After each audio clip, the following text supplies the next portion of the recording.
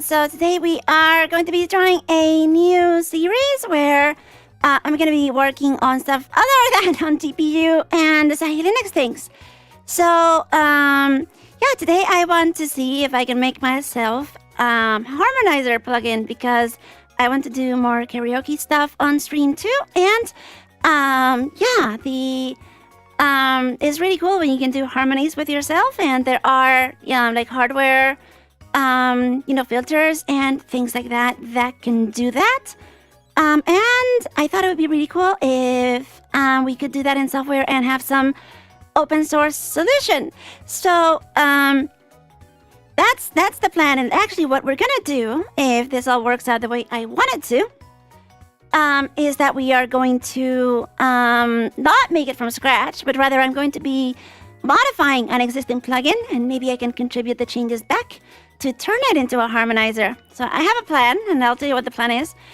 The only problem right now is that right before the stream, I've been trying to figure out how I'm going to do this in terms of the mechanics, because as some of you may know, my streaming machine and my development machine are separate machines, and I don't usually, I don't have my usual audio interface set up, hooked up to my Asahi Linux dev machine yet. And so I don't have like a physical real-time audio connection between my microphone and my dev machine, which is going to make this a little bit tricky. So I have Pipewire network audio hooked up, but the latency is terrible on that. So it's not going to work for real-time, harmonies. So I could record something. Or I could try to get real-time audio sense between the machines, and I was working on that, and it's not working. So we are going to be starting off with a detour and trying to figure out what on earth is going on with this app that I'm trying to use for that, because it's not working. But first, let me say hi to the chat. Hello, Florless. Hello, Stephen. Hello, Dan. Hello, Pink Creeper. Hello, Raul. Hello, Robot Madness. Hello, Kyle. Hello, Named Kimmy. Hello, Shinobu-san. Hello, everyone. So, how many people do we have? I'm curious. How many people care about audio? 38. That's pretty good. So, yeah, the first thing I want to do is figure out how to get audio in here. So let me just close a bunch. Oh, no, I just closed that. I should not have closed that one. Let me close a bunch of tabs because I have too many things open right now. And then I'll show you what I'm trying to do. And we might end up debugging unrelated software. Because clearly something is wrong here. Let me just close some stuff. I think those are fine. Those.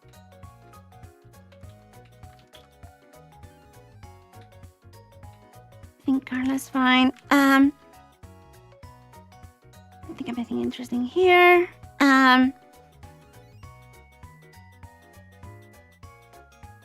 Also, I forgot to get water. I am always such a mess on streams. I think this should be fine. So I'll show you what we have. But first, I'm gonna get a tiny bit of water and I'll be right back because I am silly and did not grab my drinks. Be right back.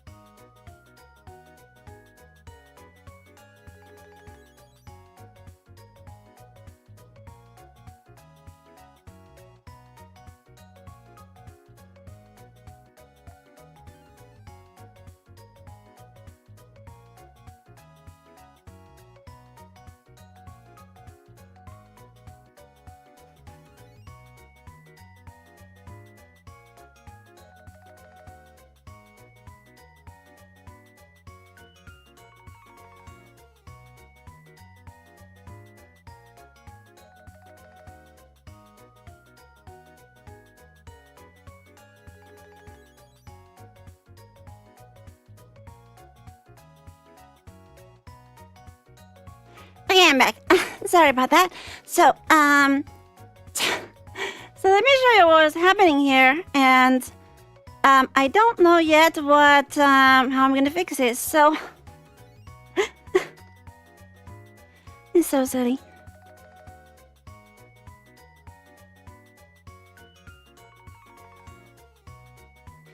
So I have my streaming machine here. I should probably clear that. I think I can just restart that and it won't break anything.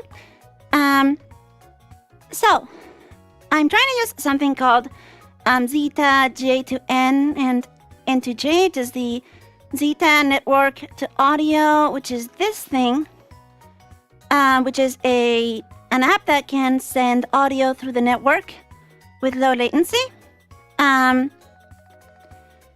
And it is packaged for Arch Linux. My stream machine is still on Arch Linux. I will switch to Fedora pretty soon. So I am running the sender, and this is supposed to be stateless, right? So it just sends packets over the network, and the other side receives them. I hope it's not the MTU. So I'm sending packets to this machine. This machine is receiving data. If I can type my password in. And you can see it's receiving data. Because when I talk, it gets more complicated. So obviously that's working. And on the receiver side, it just says syncing, and then nothing happens. So what's going on here? I'm going to try, in case the MTU is the problem here, let me just delete that and see if I get lucky, because No, that doesn't look like it helps. Let me try MTU of just 1,200 in case. Because there is like a VPN and stuff involved because my network is weird. It's raw PCM. You can have floats or 24-bit and stuff. So I don't know why this isn't working. And I fear I'm going to start off by debugging this thing. I am using the same version. Hopefully it is actually the same version with no weird patches. I should check if there were weird patches.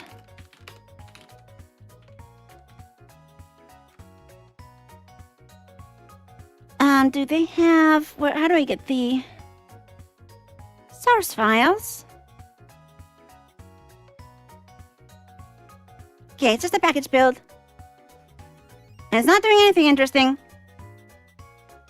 It is absolutely nothing interesting there. So...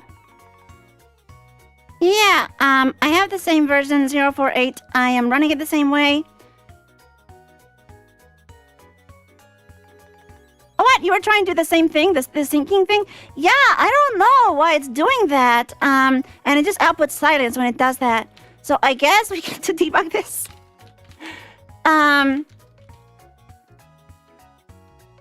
This is so silly. I need a file list in here. So yeah, I guess we get to start looking at that. Syncing, how does it move? So I know it's a state machine of some sort. N2J is the one that has the syncing. The state Jack RX sync 0. So Jack RX is the thing. And that starts at state sync 0. And then how does it know when to sync? We had random seg faults? Okay, maybe this app is just very broken. We can try something else. We can try using a different app. But I'm kind of curious what's going on here. This is weird. State equals state, send info. Silence if idle.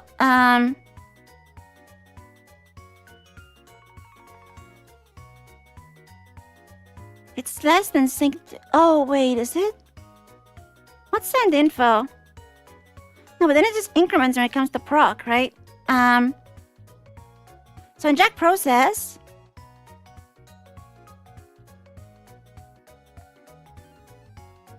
I hope it's not that it's just like suspending the output or something. Unless because I think Pipewire might actually do that.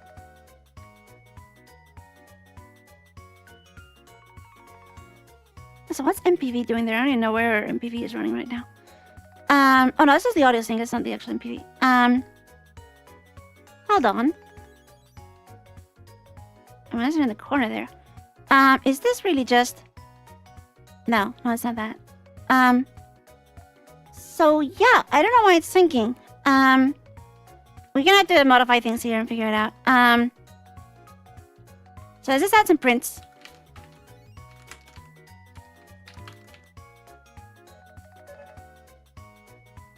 And 1/2 second after entering the wait state. So there's an init sync thing going on here.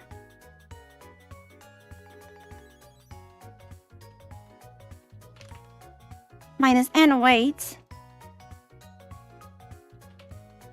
ppsec divided by 2. fsamp b size divided by 2.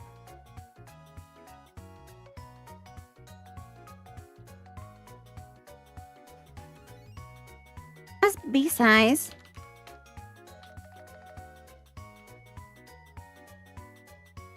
I wonder if it's something here.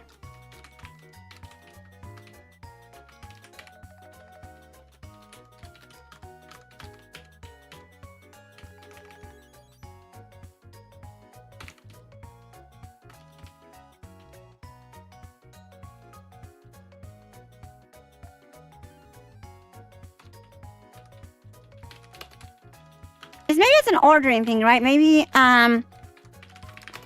pipe wire. Okay, so that ran the proc thing. It does get the B size first. Waiting for info packet. Start.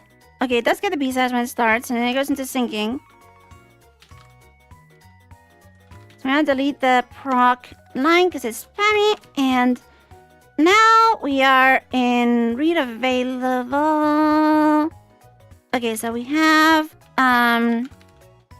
let's print the proc data there. Okay, it's not getting there at all, so that's the problem. Read available and time queue. Time queue is the netRx, I guess.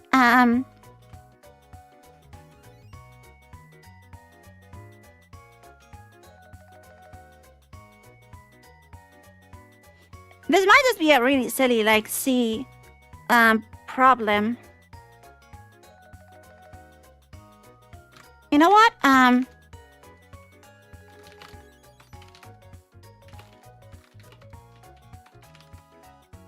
It does have warn all, so it's probably not that. Read available and time queue, so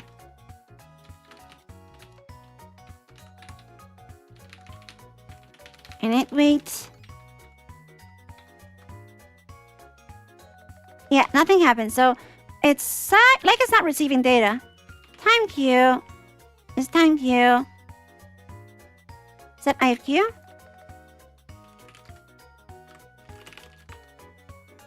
LFQ.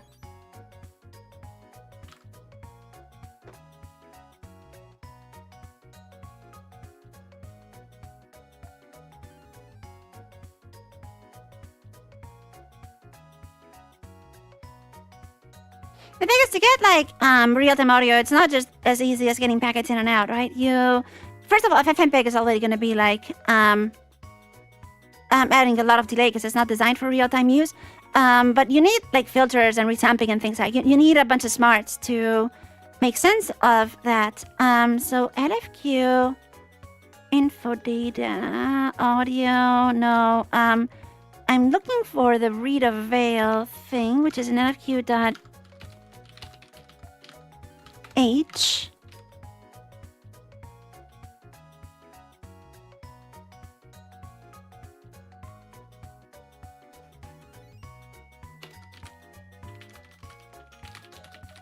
So let's see if we can commit anything.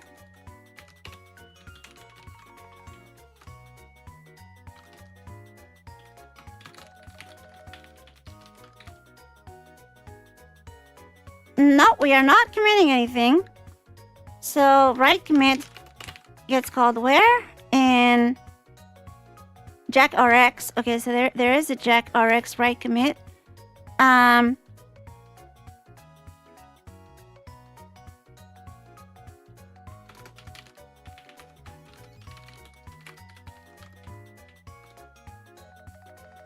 Okay, there is a send info there, but it didn't do write commit. Is it because write available is 0?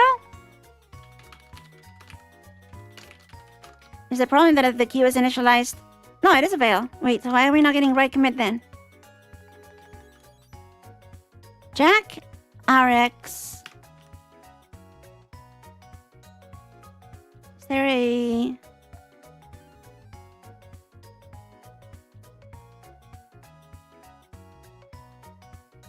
This one?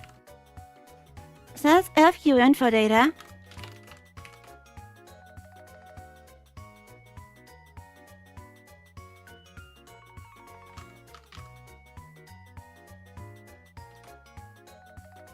Okay, there's different ones. Okay, that's the time data. This is the info data.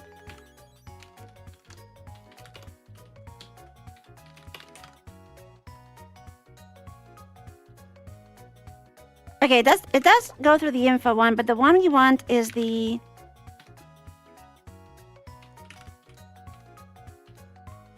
In Jack process here, I didn't end up getting the PipeWire RTP module working though. Yeah, no.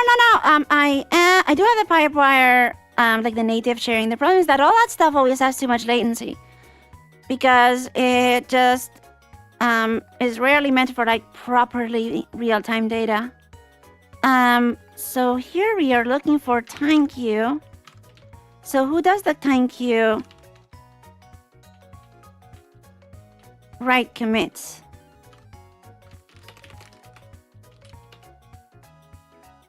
Ah, there's this one. J to N into J. Time queue.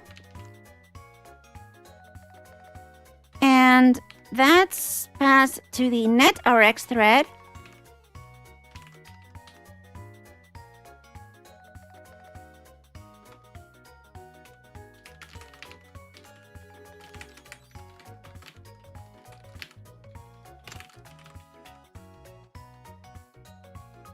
And that's not happening.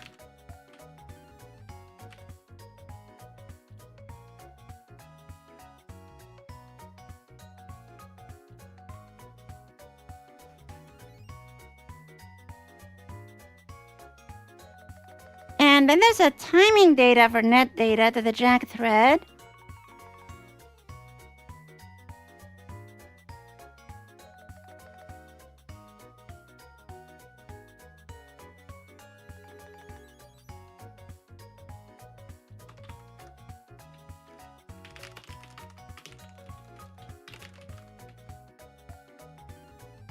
Okay, it's not even getting here.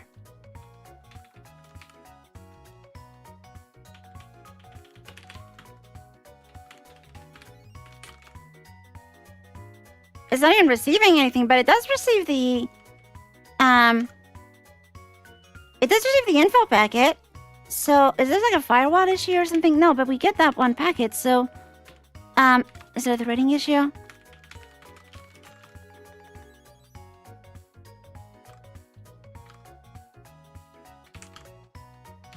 So what's the thread main? Wait, are we even...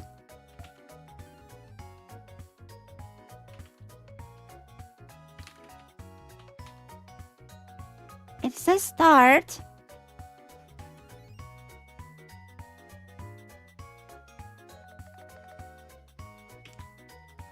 It's because this is a thread? Are we losing standard output or something? No.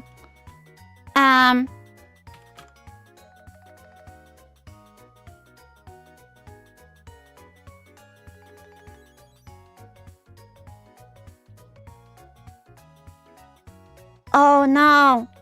Is it just a real-time thread? Oh no. Is it? Is it just because I don't have real-time priority and this doesn't support RT kit? Did this fail silently? It doesn't check the return value. No.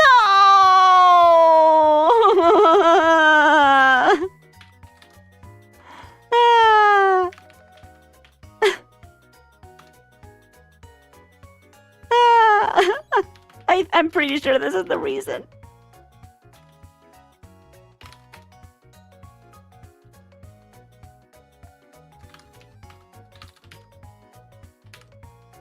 Oh my god! This is so wrong. Oh, this is TX. I'm on the wrong file still.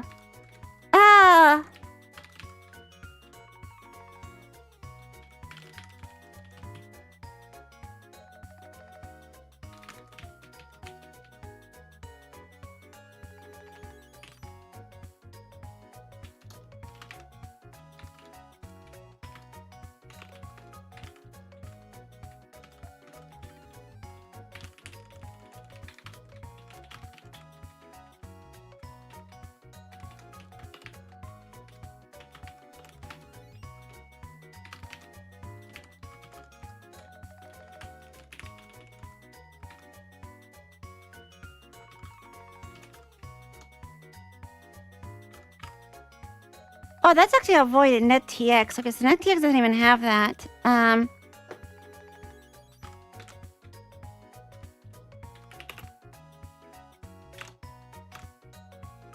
Jack-RX. Okay, so only some of them even have that.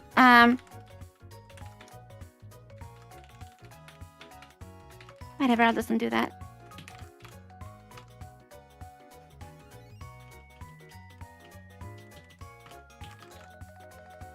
It's that!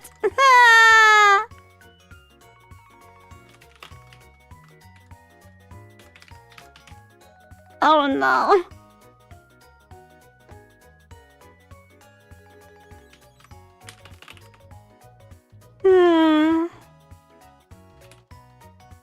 The problem is it tries to use real-time priority, and when it doesn't get it, it just fails.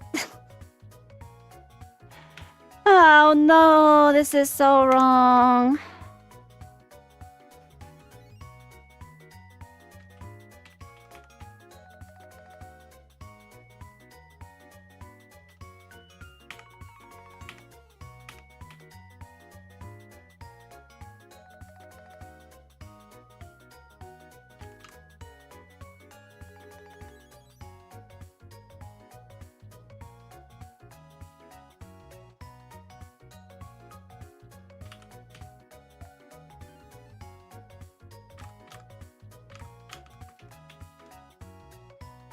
I think it's working now.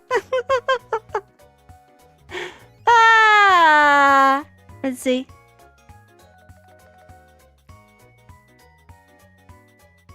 Yeah, it's working. Seriously? Okay, let's see how much latency we have versus my regular chain. Hello. Oh, now it died. Well, that's interesting. It didn't like that. Maybe that's just the meter. The meter might be being silly. Let's try that directly. Oh, that's gonna miss. Oh, there is a resampling issue going on there. Because that is a 44100 output, but I think it should be resampling at this point. Unless, Pipewire is trying to switch the sample rates. No, but it's like... Or is it gonna recover? I can just send it back through another Zeta. Oh, okay, this isn't good.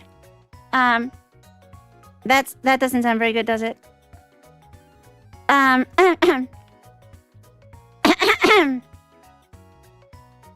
Yes, this is Asahi Lina. Maybe I can increase the buffer size a little bit.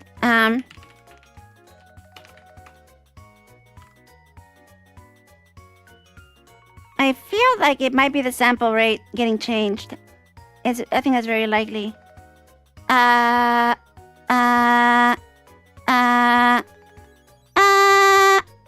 It doesn't even like it now. Oh, now it works. And I have more latency, but it does work. It's better than before. Okay. This might be a sample rate thing, though. Let me see if I can get an output. I do have these pulse audio ones, but they're also slow. Why is... I don't know why the... I don't know why this thing is not showing up here. There's supposed to be one more output. Unless it's that? No, it shouldn't be that.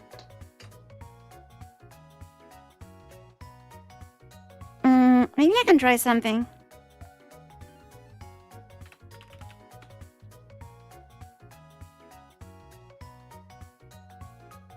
Maybe there's one thing I can try.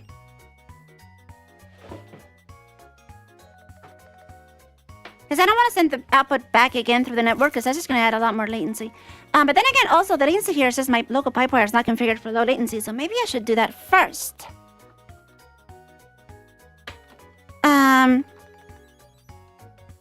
That might actually be a good idea. Let's fix the latency on this machine first, because I haven't optimized it for low latency yet.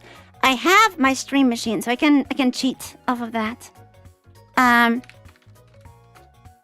Because there is pipewire magic you can do to configure the latency that I did. there's the real-time stuff, which I do have enabled there. Pipewire, was it, or config? Pipewire. Wasn't there? Oh, it might be wire plumber. Yes, that. So there's some magic you can do here to configure the ALSA. And this is on my stream machine, which is how I get like real-time monitoring. With the full, audio chain with all the gates and everything. So it's really nice because I can hear exactly what's going on at the stream. Yeah, of course Pipewire works on Asahi. It's stock. So this is all Asahi. Both machines are. This one's still the Arch Linux, the old Arch Linux stuff, but it's all the same. So, yeah, let's actually do that first. Let's set up the configs on this machine to be really real time.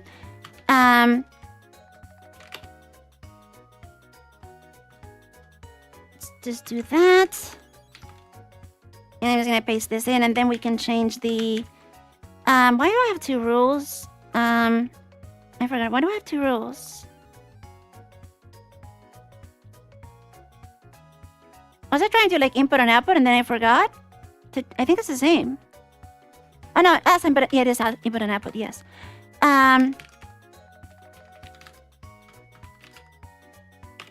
So probably the Yamaha stuff. I want this. This is use Kate for this. Because I want all my like audio, real-time audio stuff to be low latency. And this is the period size to 64 and headroom to 64, which is pretty much ideal. So I'm gonna set the input and output for that Yamaha to, which is the keyboard that I have here, to the low value. And I don't want that for the internal speakers because those go through DSP and you will use up a lot of battery life if I'm using this on the go. If you use really low period sizes, but for when I'm wired in and plugged into my setup, of course, I want that. I think what I'm going to do for now is plug in a really cheap USB audio card and configure this one. And I do have a back channel to the other machine. I can plug it into a cable I have for auxiliary audio, and we can use that path to listen to the results. I don't know if that one's not properly real time because it does go through the software, but it's close enough. It might be good enough. So if I do a PW dump, and I think that one's called, yeah, this one, PCM 2902.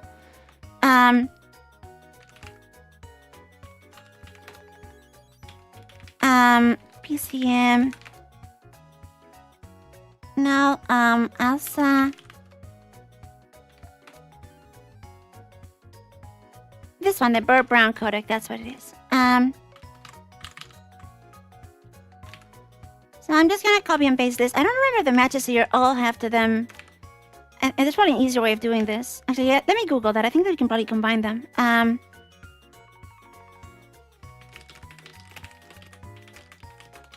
There's probably some better way of doing this.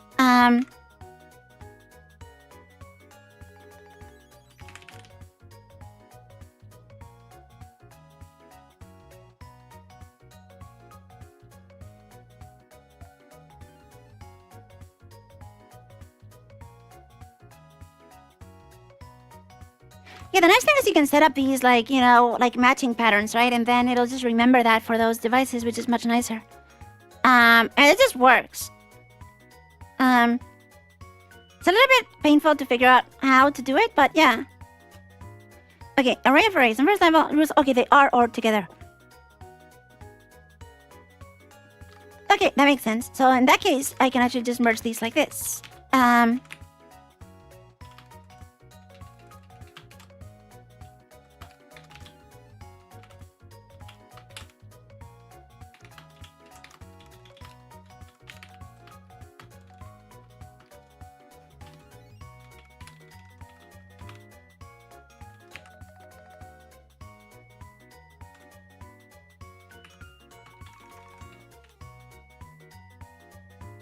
Oh, that one's probably called analog stereo.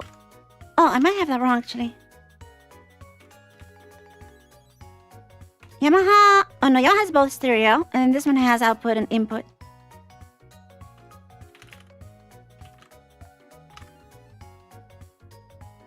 Yeah, that might work. that. So let's see if that works. And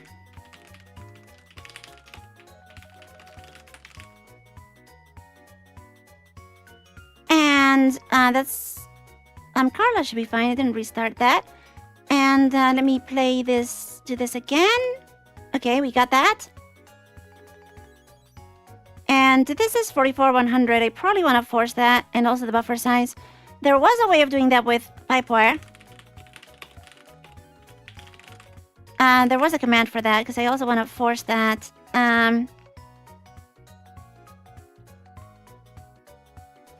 Yes, that. We're going to do 4,800, which is what my source machine uses anyway. And this is probably going to confuse now. Yeah, and now we are forcing that. PW metadata. Because I also don't want to make that necessarily permanent. Though we do that for the internal speakers anyway, so it's probably a good idea. I should just force that. Yeah, you know what? Let's just force that. Pipewire. Because honestly, I just want 48 for everything, even if the device is...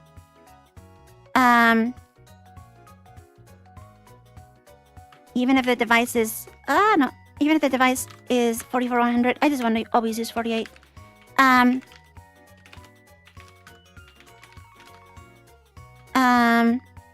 Pipewire conf.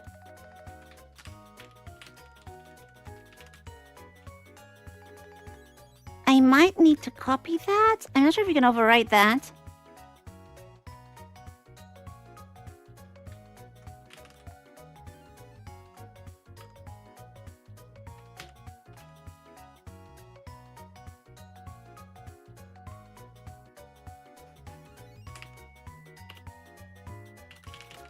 I want to make sure I don't like override some other settings that are important.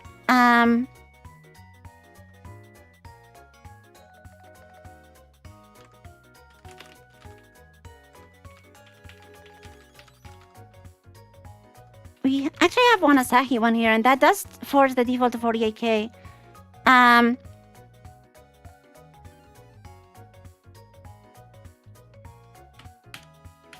I think we can just overwrite that to only do 48K. I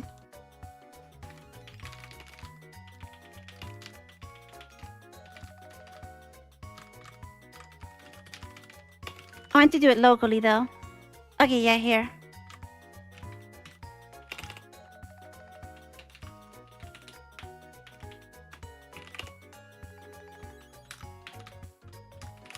So this will be for next time. I'm just gonna allow only 48K.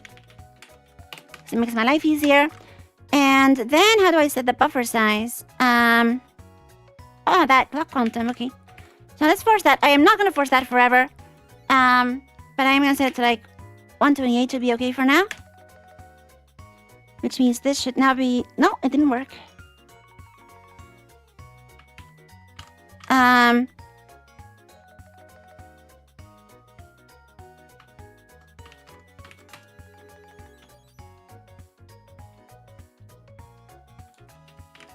Let's set clock max quantum to that. No, it's still 134. Why? Oh, there's force quantum. Now it's that. Okay, yes.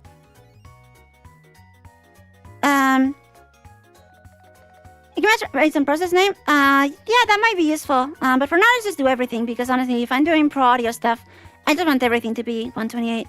And I can just have a script that I run that calls that when I'm doing pro audio stuff. Okay, so now that we have that, I run that again. It should all be 48K and never change. And even the Yamaha output shouldn't mess up now, because it should be forced to 48. So there's my microphone. I am always annoyed how Carla does this and sticks things in the edge of the window.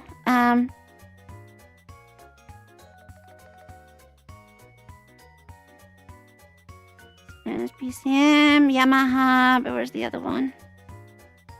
Oh, and this showed up now. Well, okay, that's what I was looking for, actually. I wanted to use that output.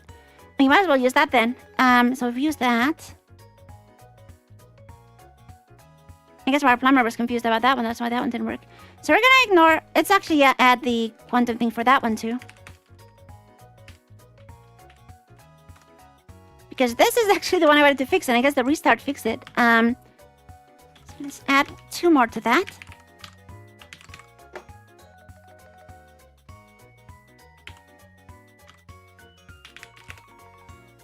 So definitely want that to be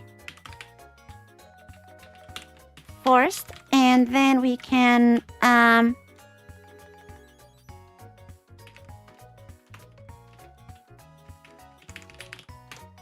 do it again, and that should work.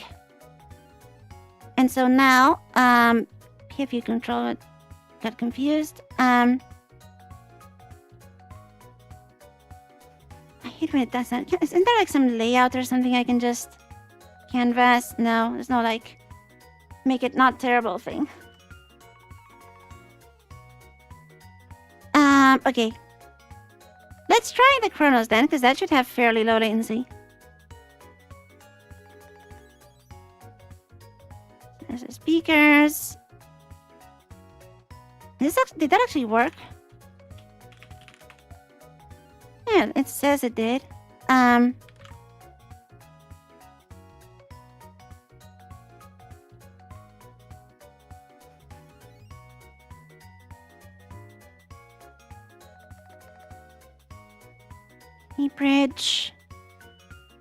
Any bridge. Okay, where's the cork?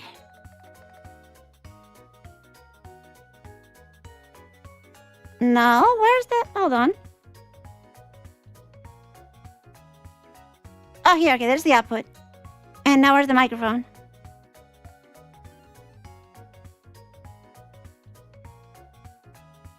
Why is there no search in Carla? He's probably under something.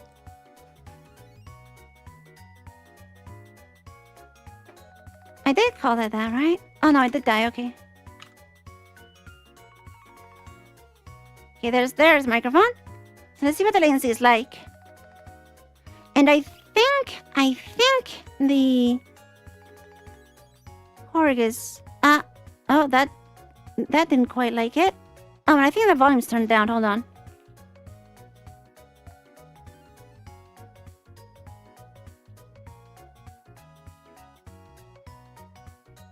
No, I think it is, right? No, it is playing. Okay, it is playing back. And why am I not hearing it?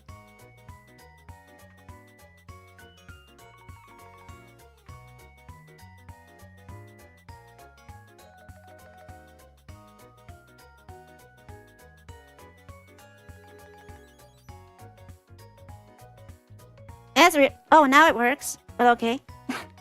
That's not bad. I don't know if you can hear that. Like that amount of latency is good enough for the, I think, for the experiment I want to run. So, what if I set the quantum a little bit lower? I don't know how it sounds on the stream actually. Kind of curious because the sync might be a little. Oh wait, no, you can't hear it yet because it's not turned on. Now you can hear it, I think. Let me see if this goes any lower. Let's try 64. I think it doesn't really hate me. Yeah, it really doesn't like changing the quantums. Okay. Let me try that again. Because if you heard that, hopefully that worked. I can work with that amount of latency. I can also try the other codec though, in case it's better. Because I think it probably does have a bit lower latency than the Korg.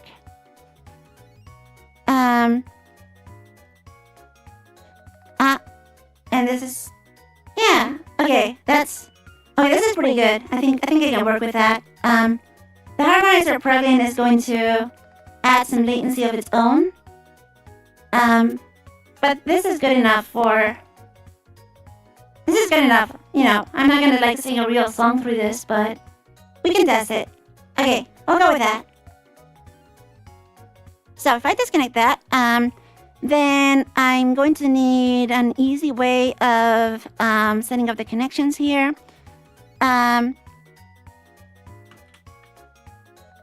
And now we can get to the part where I actually write a harmonizer. I'm not going to write a harmonizer. I'm going to modify something that is not a harmonizer. There's a plugin called X42 Autotune. which is an autotune plugin that you've heard me use to do like the GLaDOS voice. It's, you know, this thing. Oh, wait, is it even? No, it's not doing it now. It's not hooked up. I thought I had that hooked up. Maybe not. Interesting. I thought I had that on that hotkey. That's weird. Okay, whatever. I thought I had the hotkey for that. I guess I changed something.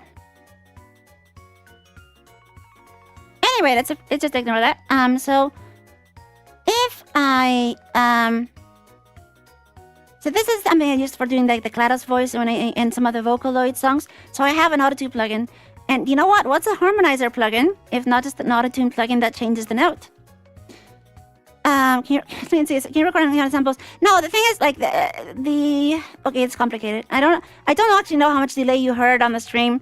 But because this involves two computers, a network link, and the way back is going through both direct monitoring through another interface, and also like it's getting mixed later. I think I have that. Look, it's complicated. The number wouldn't make a lot of sense right now. But it's good enough for what we want to do today. Eventually, I will have a setup where this actually works with even lower latency than now. But I am happy with this for now. Actually, you know what? Let me try if I can lower the buffer size on this and it still works with now that I have the new settings. Let's just try 10 milliseconds. Oh, no, I think it doesn't like that. I can tell it doesn't like that. Let's try 15. Maybe that works. This might be pretty low latency now. If I can find the... Why does it end up on the end here? Oh, it doesn't... Oh, it does. Okay, look. That's pretty good, right? Like, that's not bad in terms of latency. Our math's going to be involved a little bit. Not too much, though. So, here's what I'm going to do. I'm going to modify this autotune plugin. And what we're going to do is modify the code that picks a note to tune to. And, so, that's actually going to be pretty easy. So, it should be pretty simple to get that to work. So, I'm going to clone that. And see if we can compile it. Make LV2 SDK. Is that a thing? LV2. There's gonna be a lot of LV2. I'm gonna need... Oh, it's just LV2. Okay. You know, it is installed. Hold on, what?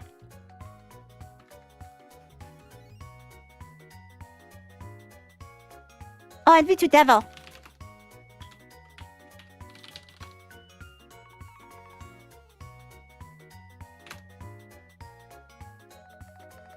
LV2 Devil. Okay, it wants...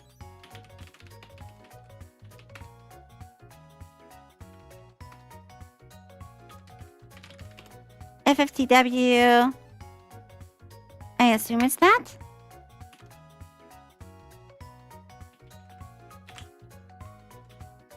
GL. You know what? I think this is the thing. Yeah. It's part of this plugin pack, so if I just do this, it should get me everything.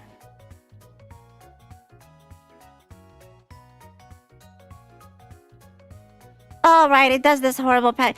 I need to annoy some Fedora people to fix this.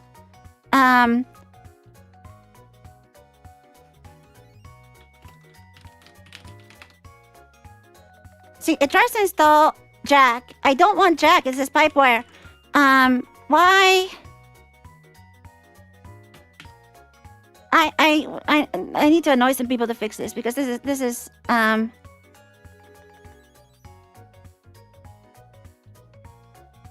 This is really annoying that it doesn't let me install that stuff. But anyway, at least I got some stuff here. We're gonna need some of these.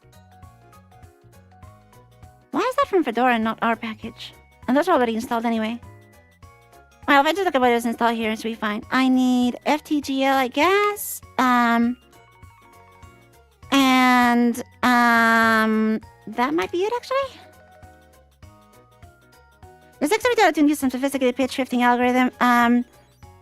I think it sounds fairly natural, but it's not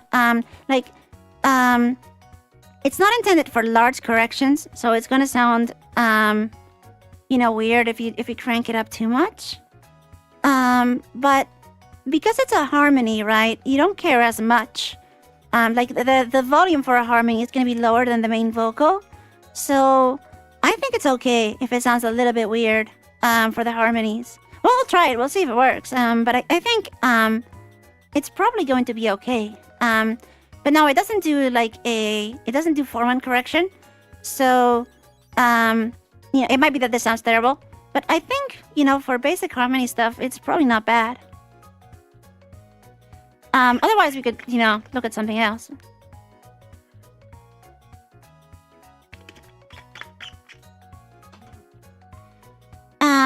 So does this work now? Cairo Pango, okay, install Cairo. Develop Pango, develop, I saw those also. Is this plugin going to take a pitch offset or chords? So the idea that I had is that the plugin already supports taking a MIDI input to tell it what notes are in the scale for autotune. What I was thinking is that if we have a mode that enables harmony, then we can use the velocity of the notes to set the offset. So you would set, for every note in the scale, you would set how many semitones up or down you want the harmony to play at, and then it would do that. So that was kind of my idea. Rob TK? That's not even there. Okay, I guess it needs this. Oh, okay, make submodules.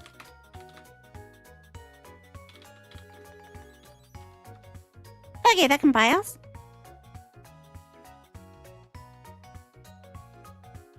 Cool, that seems like it works. Yeah, there's definitely gonna be a difference if you are just listening to the harmony. I'm just kind of hoping that it's not, it just needs to sound a little bit neat. It doesn't have to be like professional quality. It's just for like karaoke streams and stuff.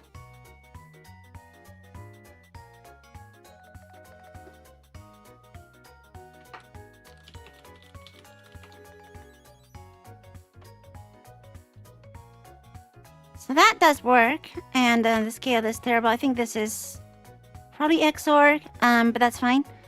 And the other thing I want, this is another little yak I want to shave actually. Does anyone have a favorite session manager for Pipewire? Like, is Wire Plumber? I assume does actually. Why is this the microtonal one? That's weird. Is it? Set what type it is? Oh yeah, I can. Okay. I can do URI. I guess 1 is what I want. Can I set the scale, the GUI scale? No, I can't. It'd be nice to force that somewhere. But that's okay. So keep it shift uses the solo algorithm. It sounds very good. We could look at that. But I need something that's like an LV2 plugin or something like that to run it in Carla. So before that, any favorite? Because I've used QJack control for Jack session management, but it's kind of annoying to have that running separately. So I'm kind of wondering if there's something like QJack control. Like, can Wire Plumber do what QJack control does?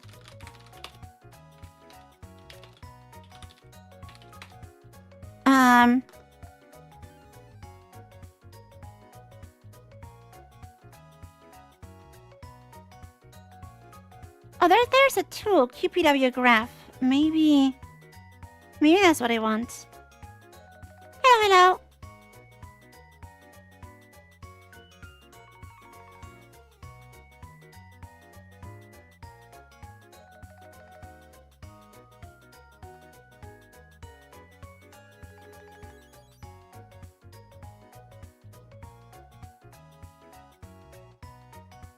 Okay, QPW graph sounds interesting.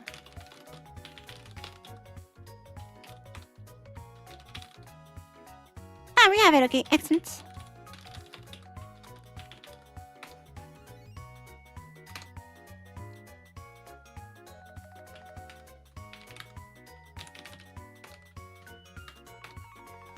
Okay, that says the actual graph, but is it going to stick? Yeah, okay, it saves. But can I make it save only what I want? So I make a new patch bay. Oh, okay, you pin or unpin. Yeah, that's what I want.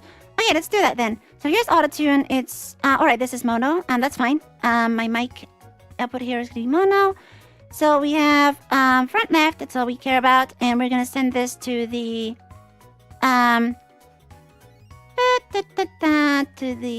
I'm gonna unplug this thing, we're not using it in the end. Chronos, not the monitor. Where's isn't there's no way to this one also doesn't have any arrange feature, does it? Where's that? Where's that? Where is it?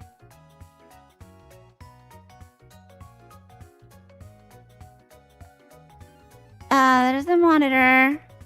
I have too many sources and sinks and things. I should also turn off that easy cap thing. I definitely don't need that.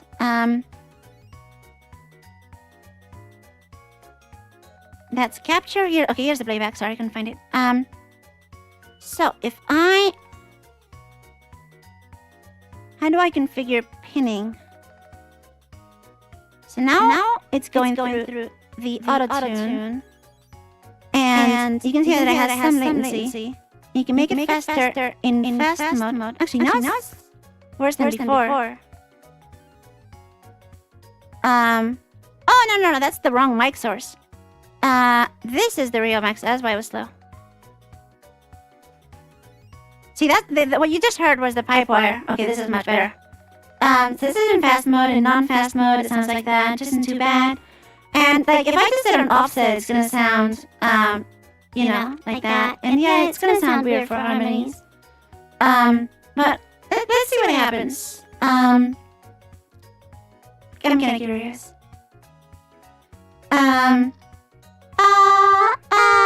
Yeah, and of course, two semitones is not what you want for that. You'd want more like 4. I mean, it's not absolute, of course, it depends on the scale. But you'd want like 4 semitones. So maybe it is worth switching to like a Foreman corrected algorithm. The problem is that you want to do this real time, right? So now I'm kind of wondering. Because I have this plugin here anyway. Let me see if I can make this pinned. The colors here are really bad. How do I pin this? No? Is it auto pin? Do I just save?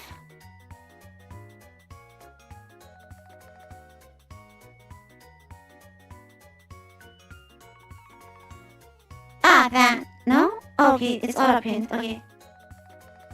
So can I save that?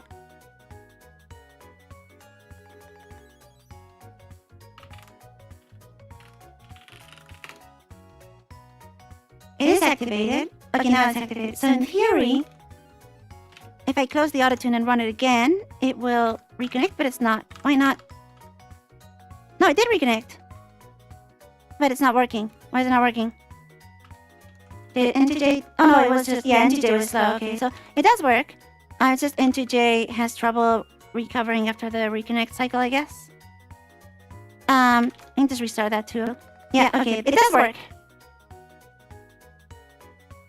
Yeah, it does sound horrible from a... Okay, so let me see what happens if I do a really naive sort of harmony thing.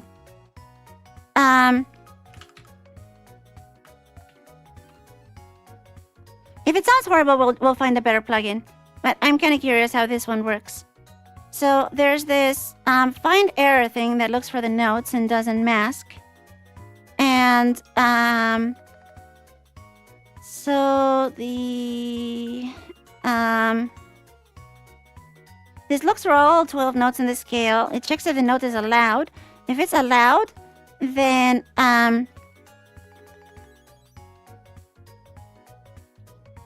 it checks the scale, subtracts 9, divides by 12. And the difference is the frequency minus the frequency of the note.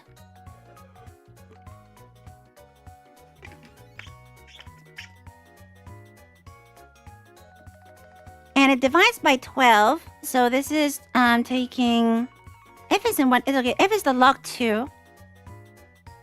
And then it takes log 2, divides by 12. No, takes the scale divided by 12.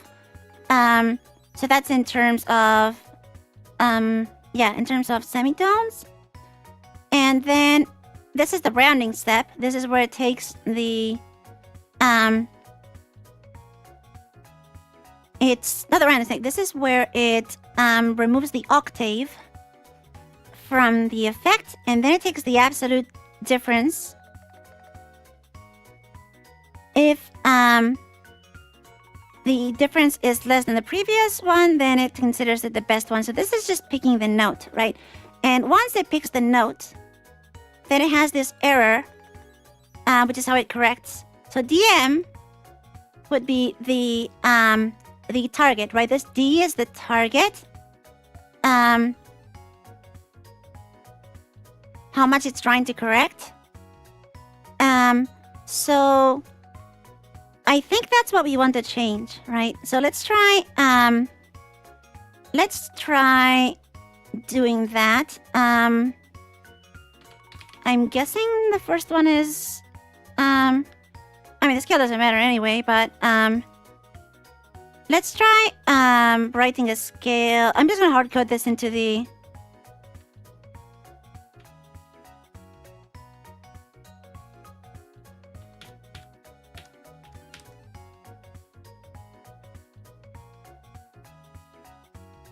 thing. So let's try making a very dumb harmony thing, right? So so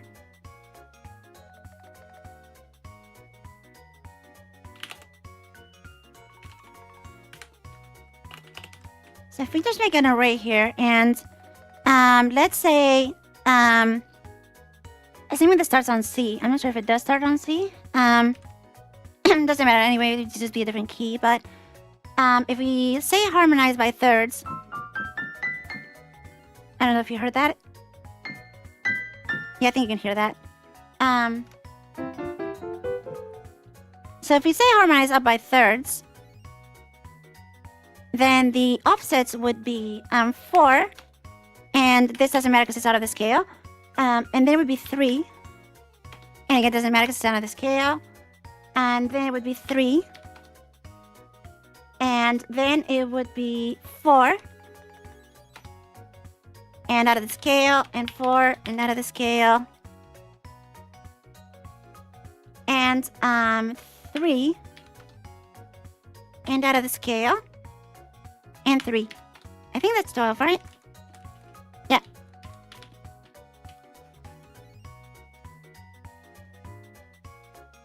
So if I'm right, that should be the number of semitones we want to shift. So what we do then is we pick the best note, which is already the case there. And then here, we basically just change it here, right? We have DM equals D. And we'll say DM equals D. And this is the correcting filter. So this is frequency minus the target note of the scale. So we want to F minus note scale, which means, if I'm thinking my math right, this is inverted. This is the error, so we want it in the low direction. And it's in terms of a log 2, so it would be shift I divided by 12.0f. And that, if I am not wrong, should actually give me a harmonizer. Just that one thing.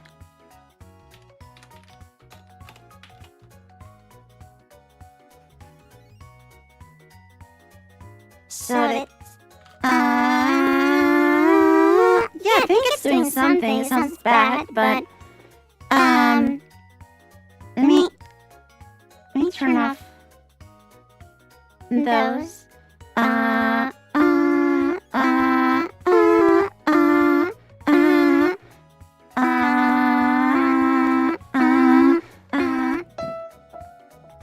It's a bit. It's a little. It's really hard to like listen to myself with this. so weird. Did I get that right?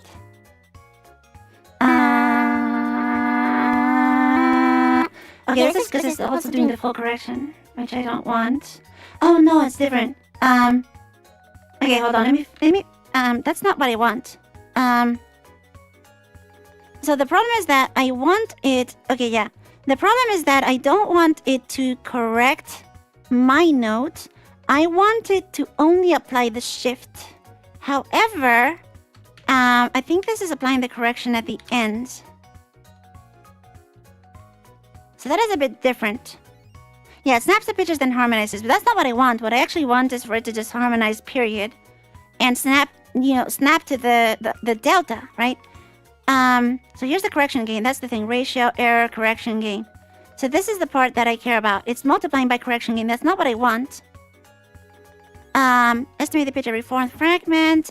So I think there's a core field there. So if I instead of multiplying by correction gain here, if I just do it below, so I want to do that here, right? Error equals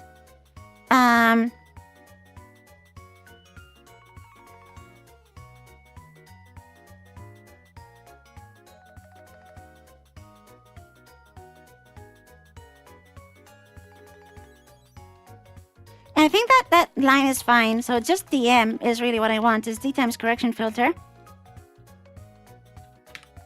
D times core gain, and then only the shift like that. So, let's see. And then I do want core here. No, that didn't work. Oh, I didn't restart it. Let's see if that works. I think it's still fixing itself.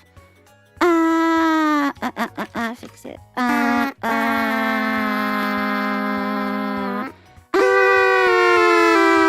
I think it's working now. That's what I want. So it sounds terrible, but that's the idea, right?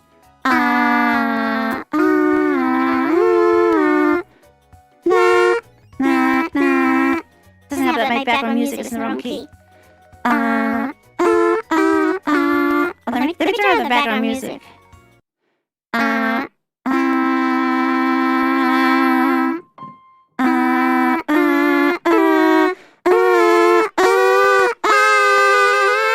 That's hard. It's really weird listening to both and trying to like. Hold on, let me do something. Make it on the right side only, so I don't confuse myself. Okay, that's much better.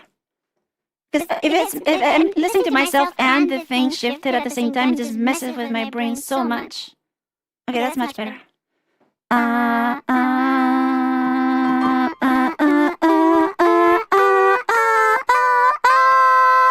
that works, right? La la la la la la la la la la la la la. What if I harmonize in fifths? We can do that. So it's hard-coded right now, right? I'm just gonna hack it. So in fifths, it would be 7, and it's gonna be 7 for a while. 7, 7, 7.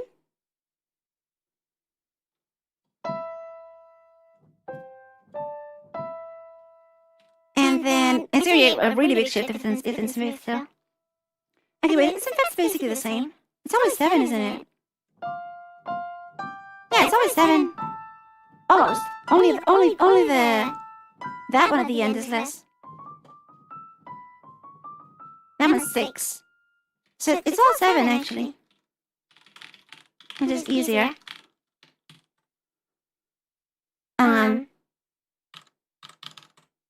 So yeah, but I can tell you it's gonna sound terrible if it already sounds so chipmunky without doing that. but let's try. Yes, I love that. Na la la.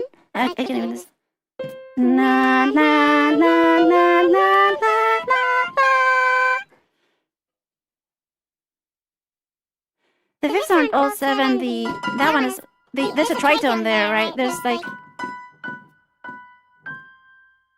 there's in the scale there's a tritone in the last degree, right? I mean, I'm not sure if you would really ever want that. You probably that's why I want to make this configurable, right? Because in an actual song, if you use that note, you would probably want to actually harmonize it a different way. And so you wouldn't actually configure this for like, thirds. Otherwise, you would just have like a drop down, right? Harmonize in thirds, harmonize in sevenths.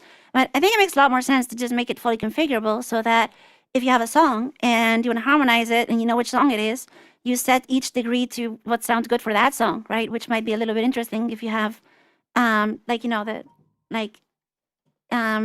might have fourths and thirds mixed up and things like that.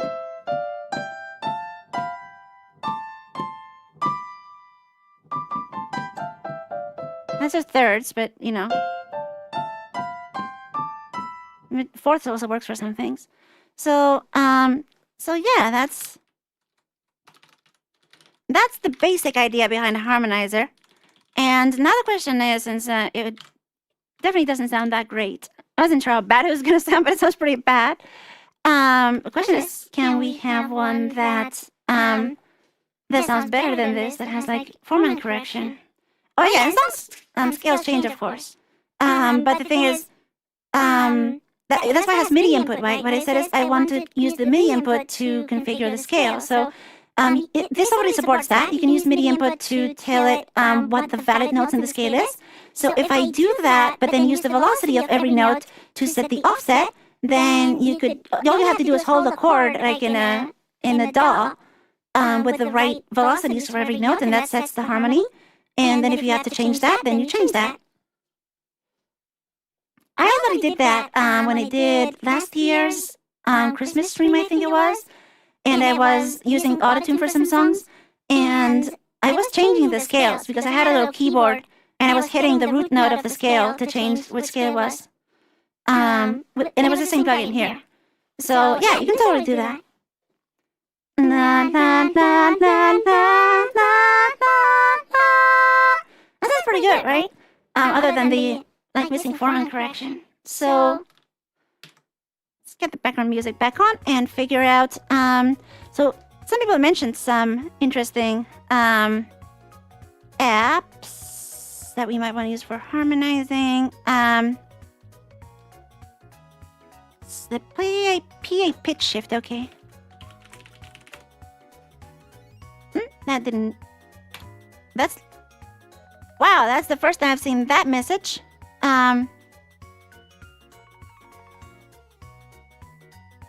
That's the first time I've seen Google give 0 results or something. So I'm guessing that's not the name.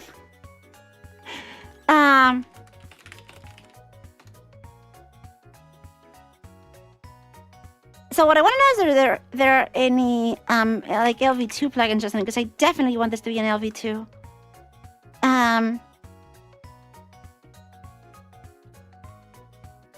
And I want it to be fairly real time.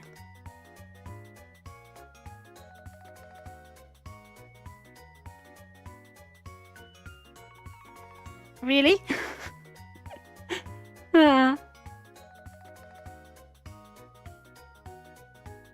There's a harmonizer here, apparently. I wonder if this is LV2, though.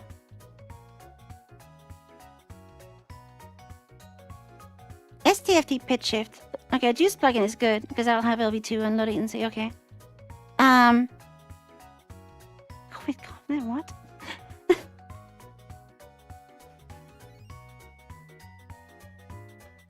Wonder if, yeah.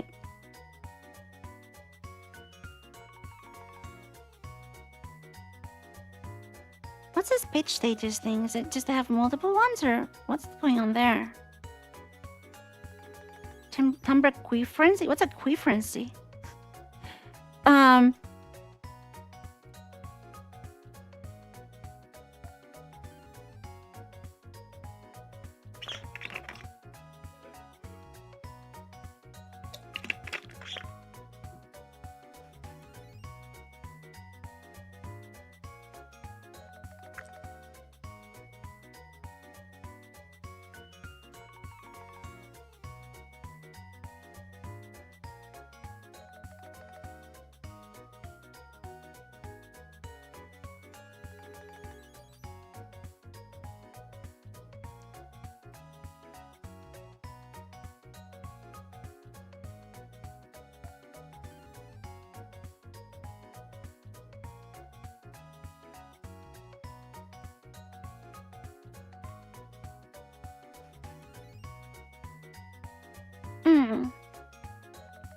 This might work, actually.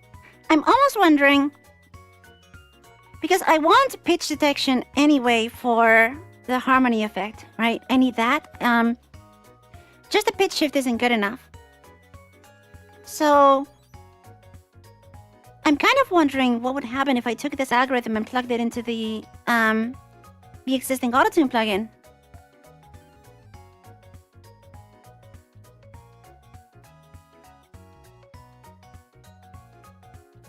I don't know how practical that would be, but it might work.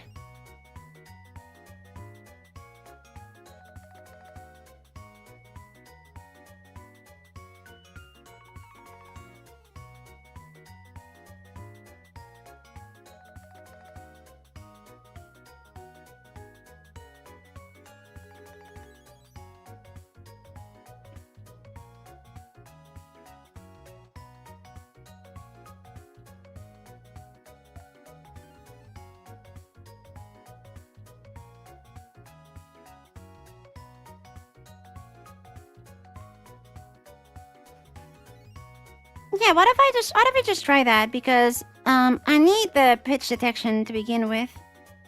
There's another... Okay, so...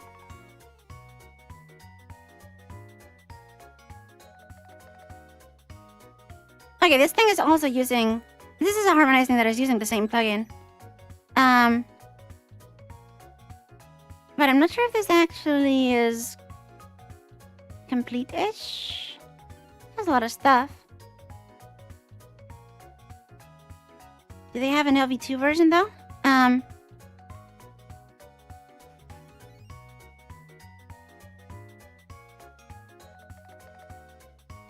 It doesn't explain anything, though.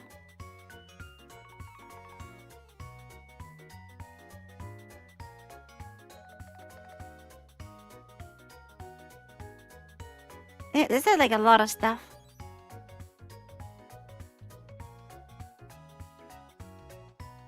It doesn't have like any explanation. There's like no documentation. Is this even an LV2 plugin? Because if it's not, it's not useful. I get the feeling it's not. It has a UI.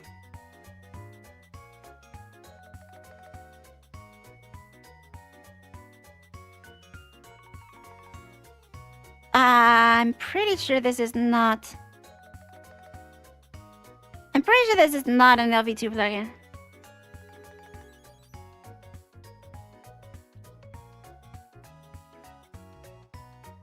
Okay, well then why don't I just try what I just said? What if I just plug in STFT pitch shift into X42 autotune? What could possibly go wrong, right? I don't know if I'm gonna finish today, but let's try it. It's a library, right? I'm assuming this is not in the repo. That would be very unlikely. Okay, let's try it. Let's just try it. Let's see if this is plausible.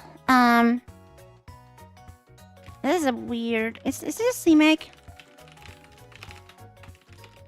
Is this CMake? Yeah.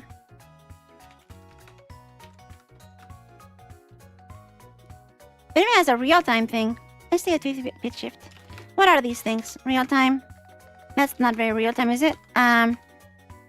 Okay, and this is just the inputs.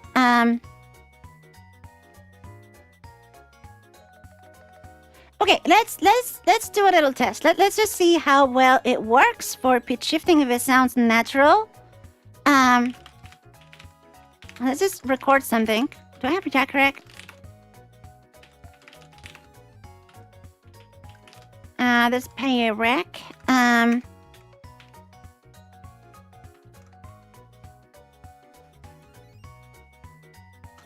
could just use Audacity or something, but I'm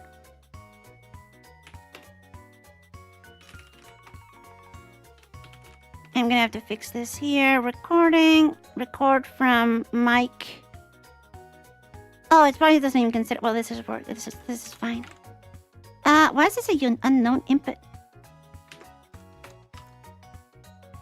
La la la la la la la la. I don't know if that worked. No, that's like 0 now. Excellent. That's broken. I think something about wire plumber or the pipe audio thing is weird. Where's PA rec? I did not like that. Where's PA rec? I hate searching for the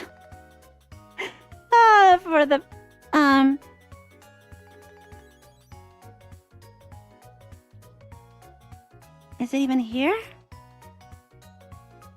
That didn't work. Also, why is everything unknown inputs here anyway?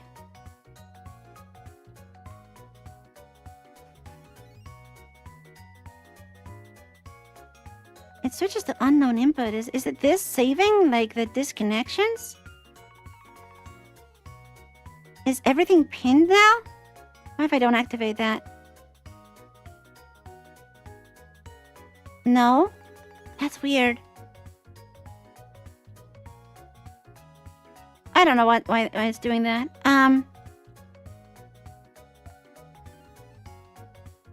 That's just Audacity. And I hope it doesn't break it.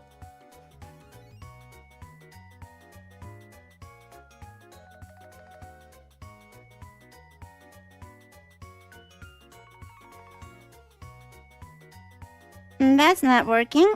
It's doing that thing again.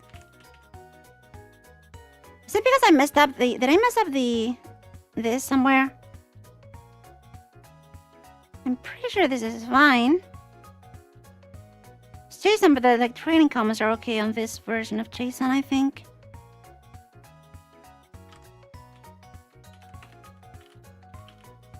Let me just restart Wild Plumber. And actually... And that too.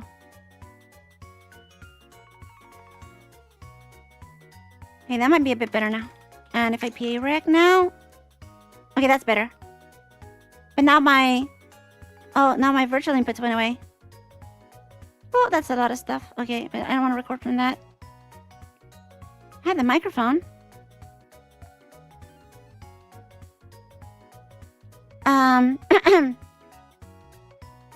Hold on. Input devices.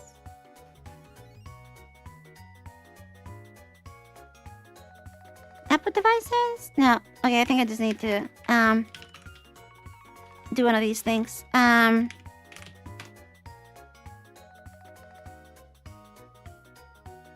so there's record source and just put the microphone into that and then activate here rec and then recording. Actually use... Okay, now we're getting somewhere. If I do it again, should remember... Yeah, okay, that works. That works. La la la la la la la la.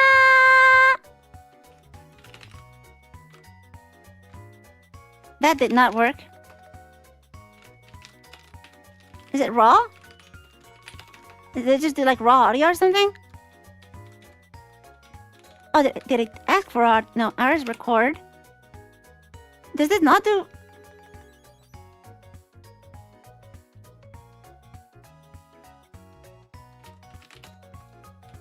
Okay.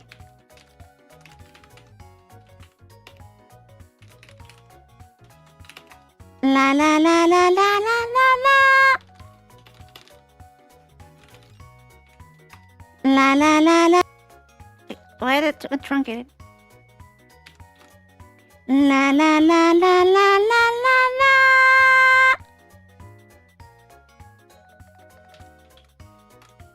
La la la la la la la la. Okay, that's good enough for a test.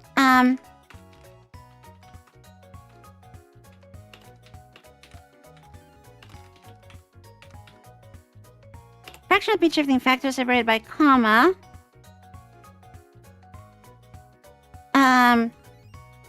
So if we do fifths, what's the fifth?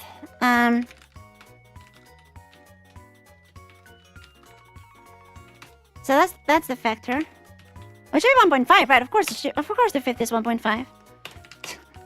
I should have known that.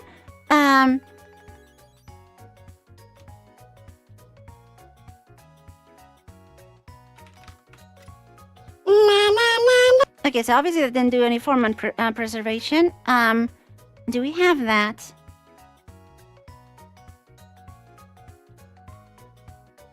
How do we do that? How do we set that?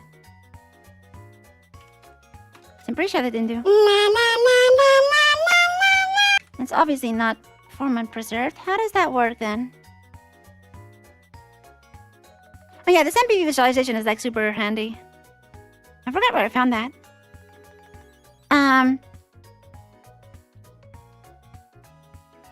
Also what's the format? I need to read some docs for this. What's a frequency? Or maybe I should be using the Sola thing, but that's like Python.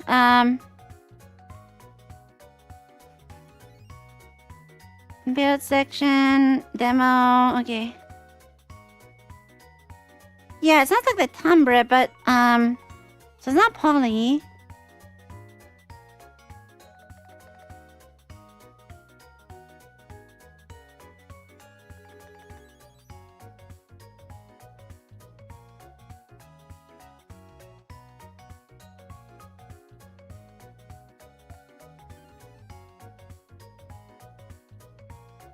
I think it's this frequency thing.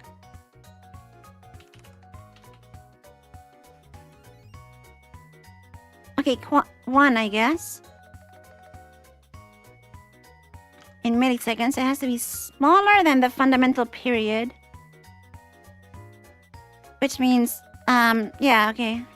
That, I think 1 makes sense.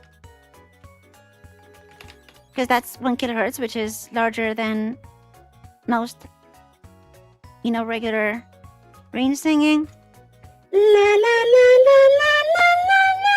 That's better, yeah, that's better. La la la la la la la la. It's a little bit awkward. La la la la la la la la. La la la la la la la la. It sounds a little bit like weirdly filtered, if that makes sense. Like the it like lost the high end. La la la la la la la la. It definitely sounds better. I'm kind of curious what happens if I set this to something larger, like 5. Mind you, I probably won't actually harmonize in fifths, which is pretty extreme.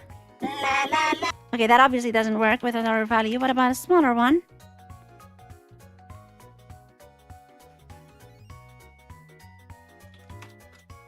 La, la, la, la, la, la, la, la. I think that's better. I think that's better. La, la, la, la, la, la, la, la. I think that's better, yeah. Okay, so what if I do pitch like, what's... I need Python again. So we set in 4 is... So that's closer to what I actually want. For harmonies. La la la la la la la la.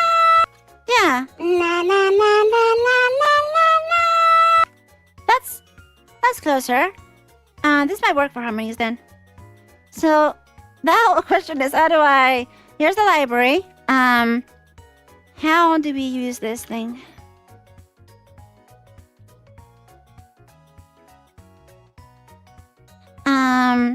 Is there... Okay, you just call it...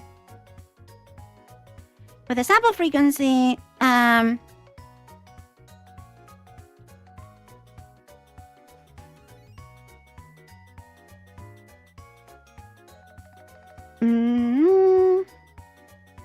assume that's like a block size or something.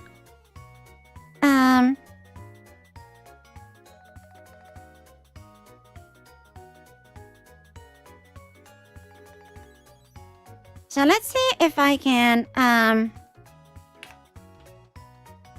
here's the resampler stuff.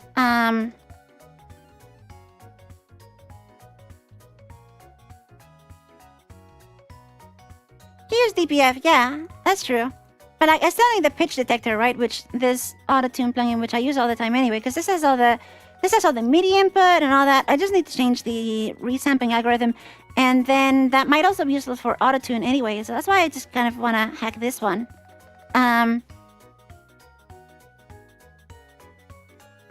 So there's the retuner state. All this MIDI stuff can stay, right? The MIDI stuff can stay. I just need the to change the internal stuff.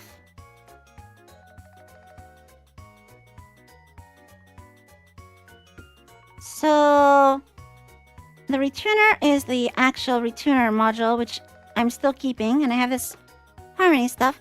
And so I just want to change the actual processing, which happens where?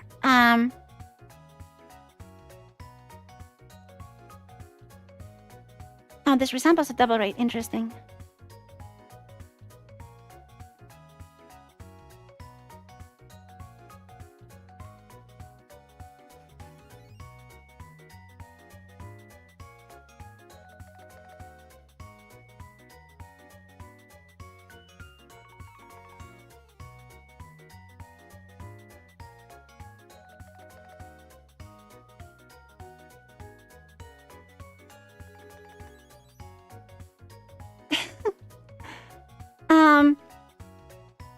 So here's the process part. Pitch shifting. I like that it has comments. Comments are useful. Pitch shifting is done by either by resampling the input at the required ratio and eventually jumping forward or back by one or more pitch periods. Processing is done in fragments of FR-size frames. The decision to jump forward or back is taken at the start of each fragment. If a jump happens, we crossfade over one fragment size. Every 4 fragments, a new pitch estimate is made. Since 50 size blah blah blah, estimation was 1 for the 50 length. Okay.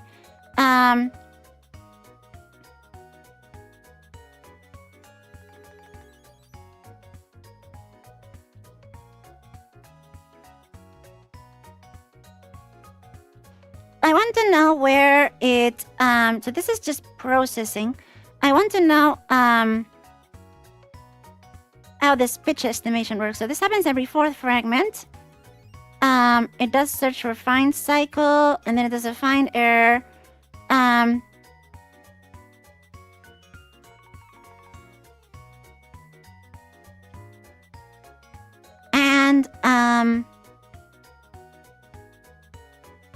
at the end of a fragment, check for a jump.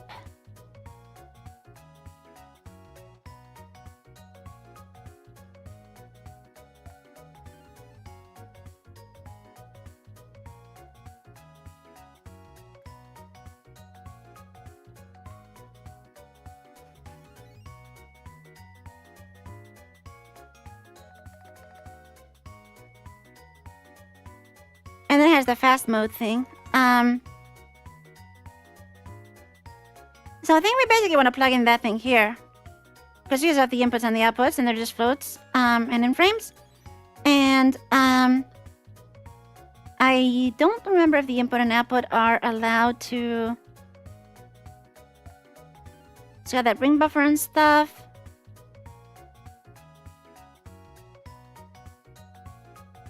So I think I can just leave all this in here for now and just ignore it. Let it do the pitch estimations like that. And then this is running in frames, frame size. So this is processing, K. FR size minus FI. What's FI? Right index and current fragment.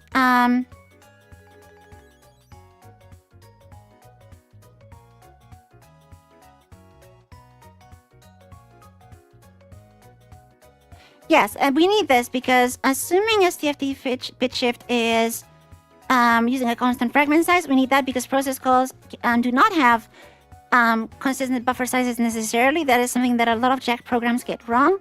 So this logic is what we want. And then there's just this stuff. I'm not sure why...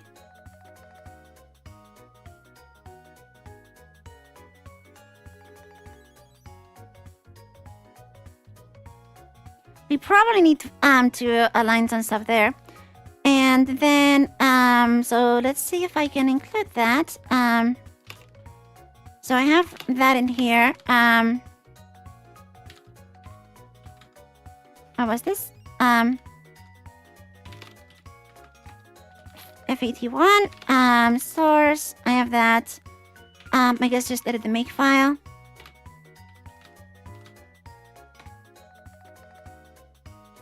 and figure out how to link into the other things. So if I do CXX flags, and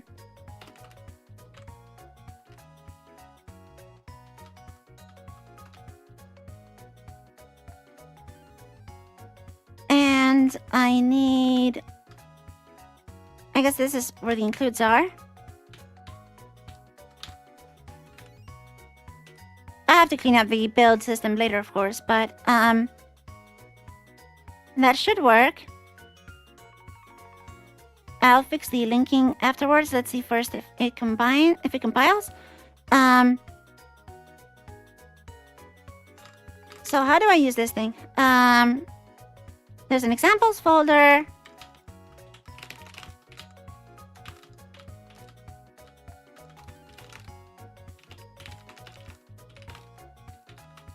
And there's a real-time CPP there. Oh, there's literally an example voice in there already. Interesting. Yeah, it's a real-time is what I want.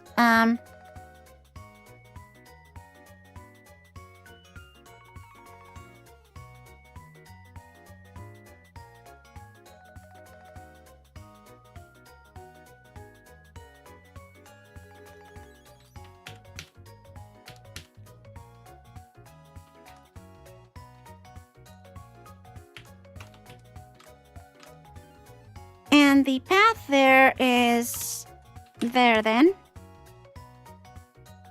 Okay, let's see if this actually compiles with just the headers.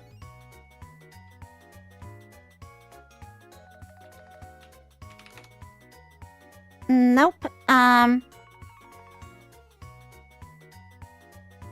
I sense missing includes. Why is C++ always like this? I don't like C++. Is this about the STD span? Why is STD span not in there?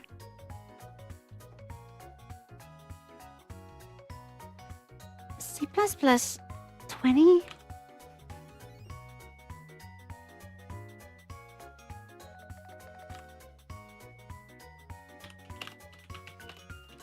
How do I do that? How do I select that? STD C++ 20. I hope this doesn't break building the... that. Okay. Okay, it seems to work.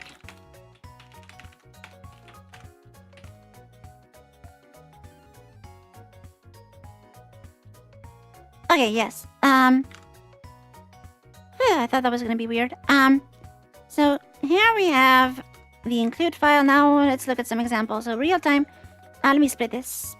Split view, split vertical.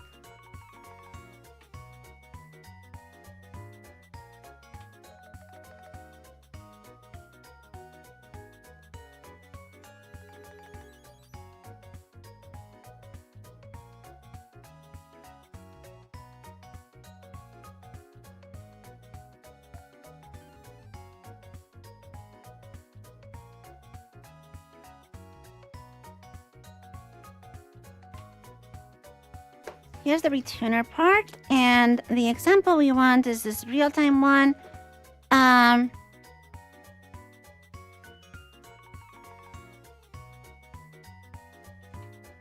So is there an STFT and then an STFT pitch shift core? Why are there two things?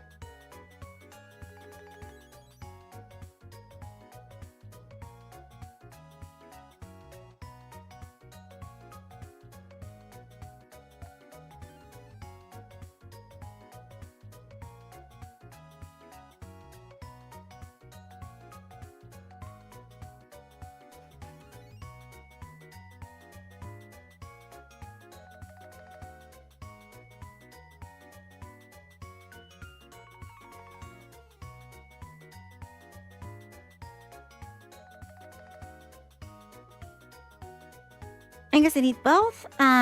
Core STFT gets...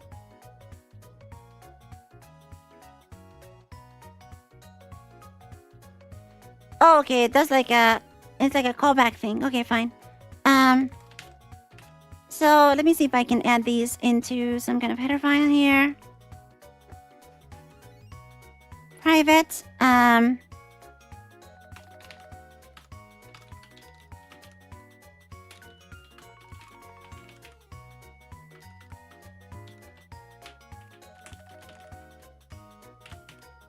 Pitch shift. Does it really need to be a shared pointer at this point? I don't think it needs to be a shared pointer. I think we just... I don't think we particularly care about that. It's not going to be used. Also, it wouldn't be double, it'd be float, right? We always use floats for everything here. I assume that's the sample. I assume that's the sample format.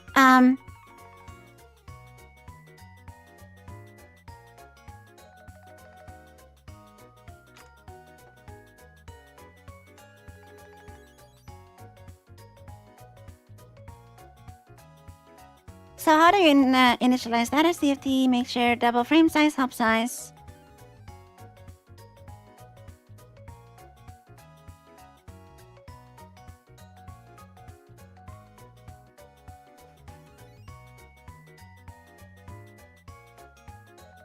Analysis, then synthesis.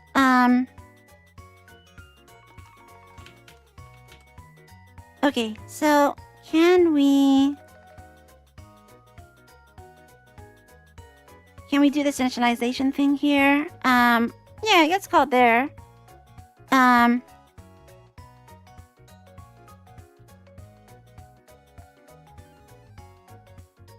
think it might need to be a pointer anyway.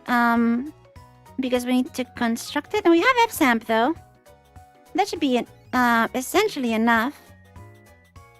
Just need the IP size. Ah.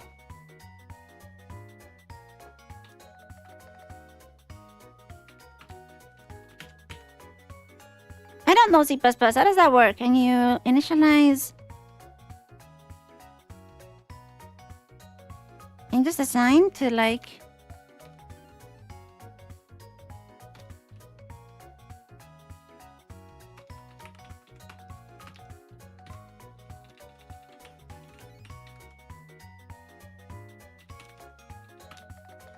I don't know if this actually works, but I guess let's try it.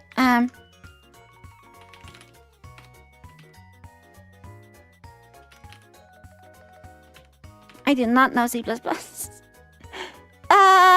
I think IP size is effectively what we want for our buffer size. And hop size is...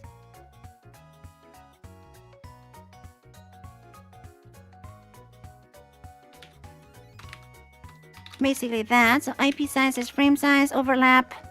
Might as well just set it to 4 here.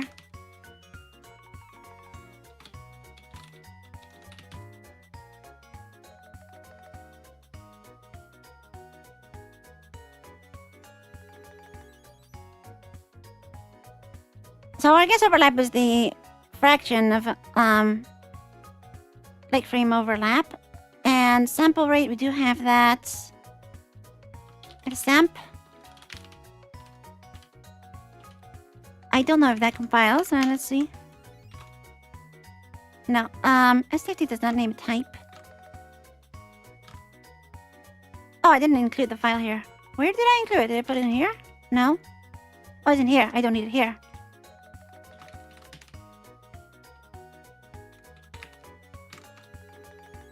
Okay, STFT does not name a type.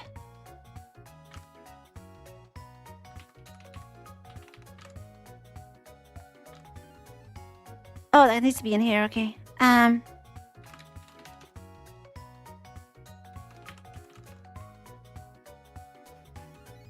That did not work. Why did that not work?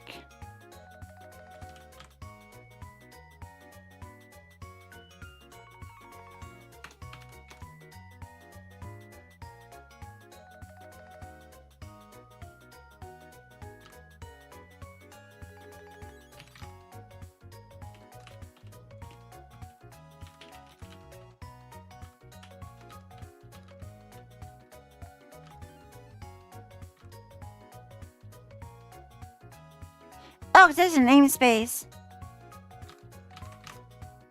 C++. Okay.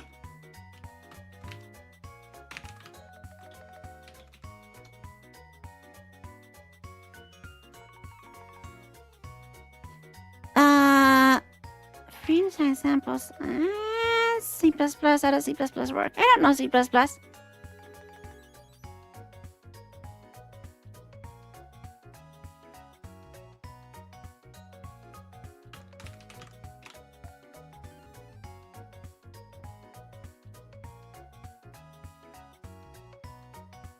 Non-static constant member.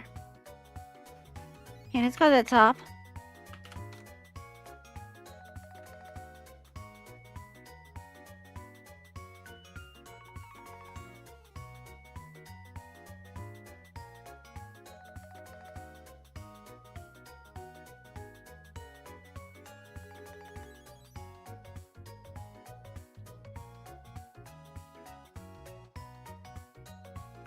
Oh, it needs a tuple for the second one.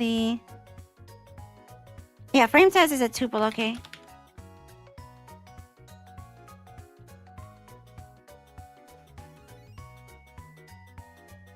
Frame size is a tuple.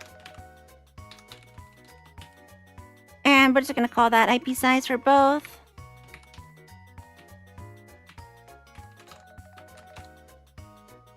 What software is this plugin gonna be useful? It's a plugin.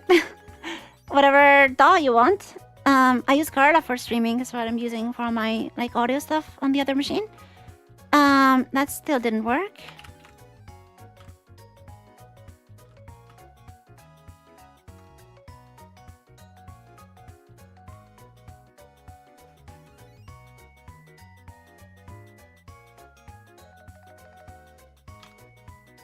Oh, it has these anyway. Okay, so FFT.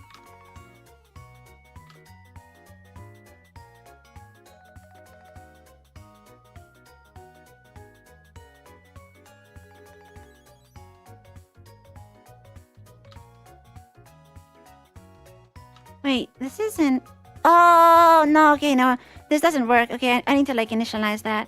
I guess it might as well be a shared pointer then. I don't know how you do this in C++. I need to do some code to figure these things out. I guess it could be a pointer, but what's the point of that? I guess I might as well do this.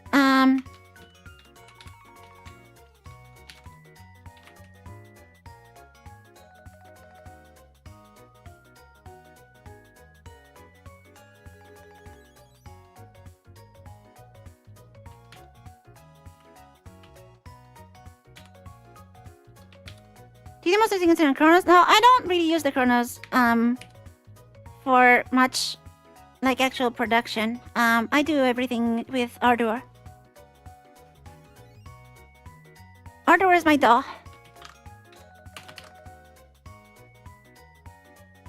The Chronos just has a lot of pretty sounds I can use. Okay, that compiles. That, I'm kind of surprised that actually worked. Okay. So then, we need to configure it.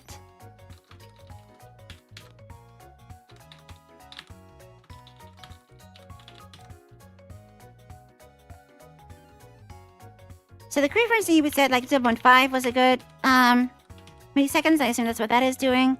Normalization force. Yep, that'll make sense. And it will be STFT. So I called that.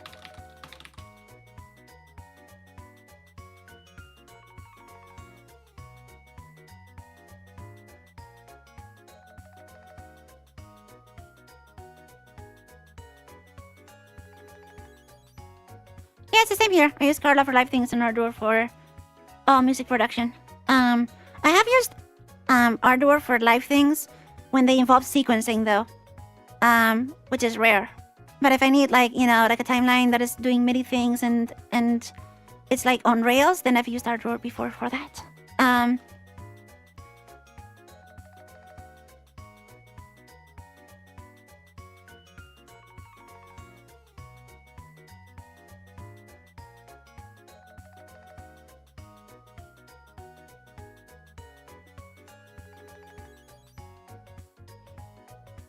Yeah, so it just wants fixed buffer sizes for analysis and input. Analysis is going... I'm not sure why they have both synthesis and analysis here.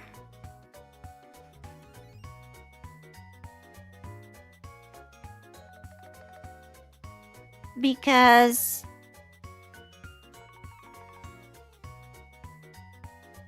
if they're the same, size is supposed to be synthesis, so where's analysis coming in here? Analysis, window size. Oh, I guess this keeps that. Input, buffer, input, begin, buffer, input. Okay, so I guess it just... Anyway, they're the same for me. I'm gonna keep them the same and I'm gonna make my life complicated. Have you used outdoor session view? Not yet, no. That'd be interesting.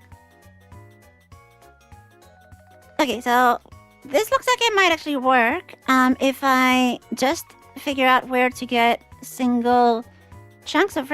What's FI? For index, writing synchron fragment, yes. So,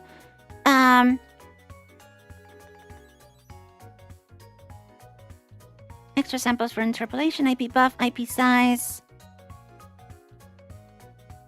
So the upsample is just an extra thing. Otherwise it mem copies. Okay, so we have the buffer here. And then what we do is...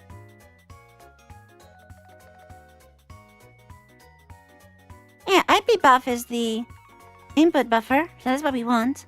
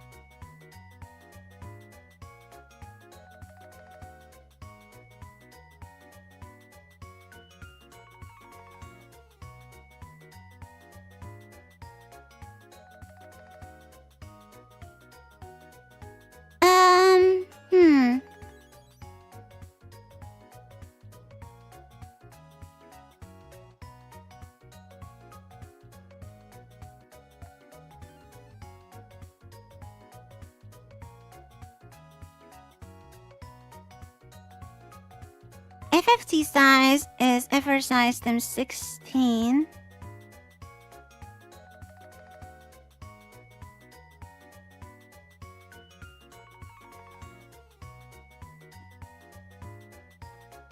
Okay, what frame sizes are we using? We're using frame sizes of like 120. Okay, these are the... Yeah, these are for the processing.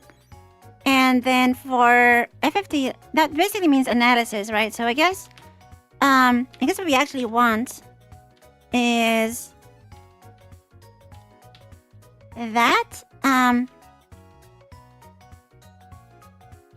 FR size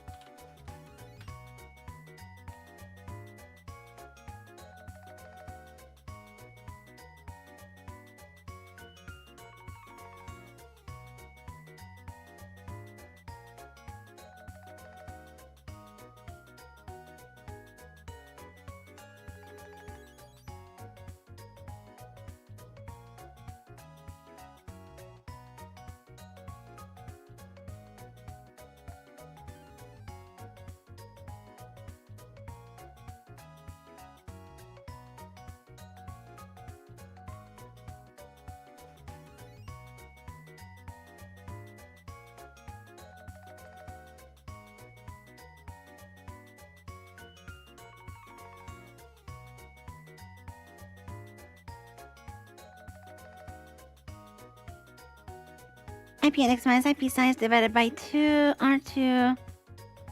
Hold on, where's the actual like thing happening here?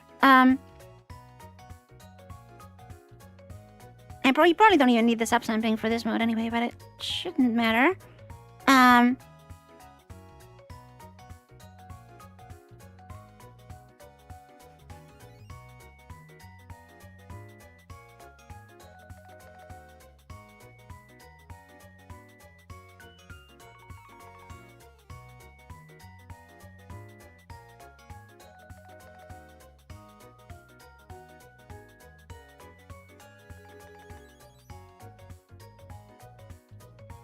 So it's doing the ratio thing. It's just this cubic interpolation here, and it just does star out plus plus, so it's easy.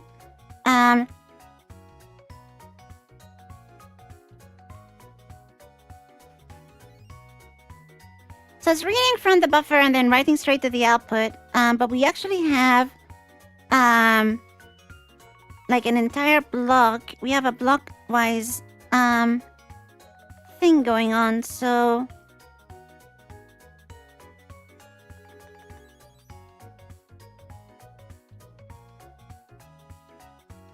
we basically don't want to do any of this for the processing. I'm gonna comment this out for now.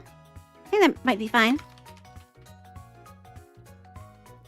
And then it processes the estimates.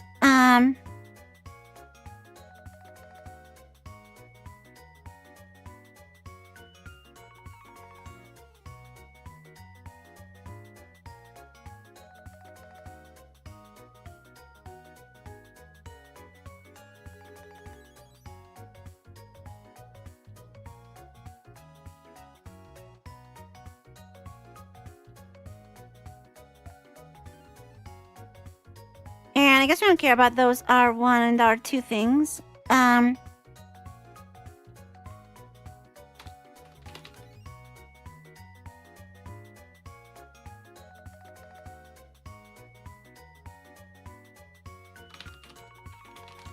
So now I just need to make sure that we have a buffer for the output.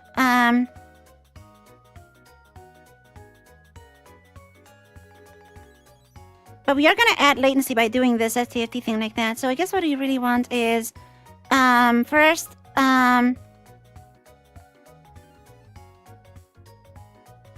FFT LAN is used where? Okay, it's used for that. FFT LAN, upsamp D. That's just how much it's skipping.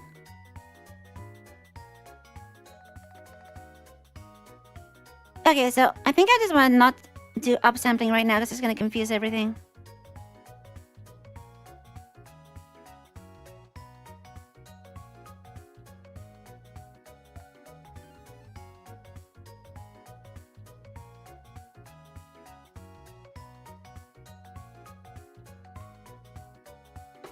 Let's just not do that.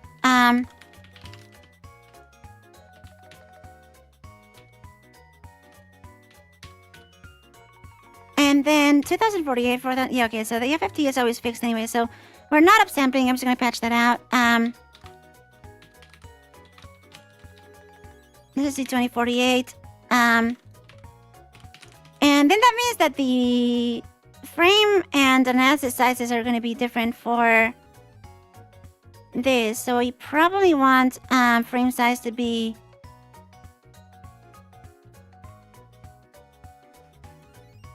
it's analysis and synthesis. So analysis would be effectively FFT LAN, and then frame size is synthesis.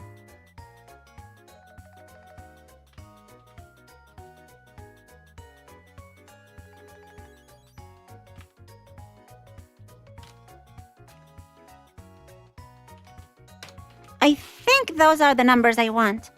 And then,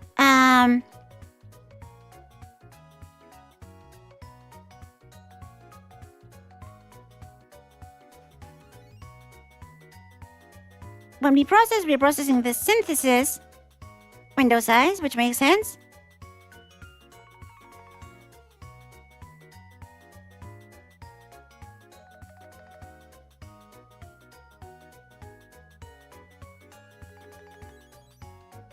And then how do the buffers line up there?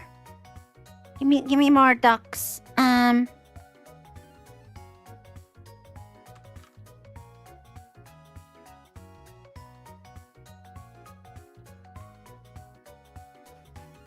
How line 2, only page shifting.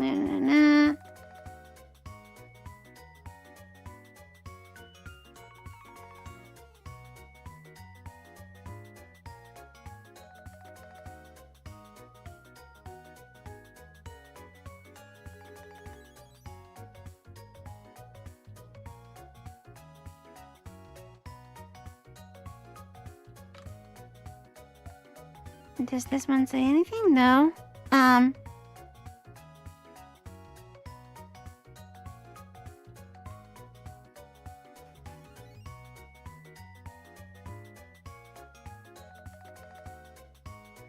it says 44,100. Does it not care?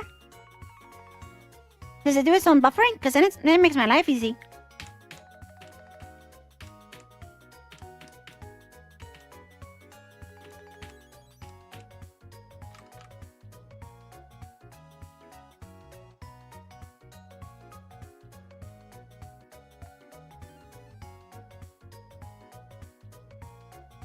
Actually, this one's a different thing. I guess real-time uses. Oh, no, this is probably just... This is for non-real-time use, right? That's why it works. So what is this doing? Buffer input is... It's copying at the end of the synthesis window size.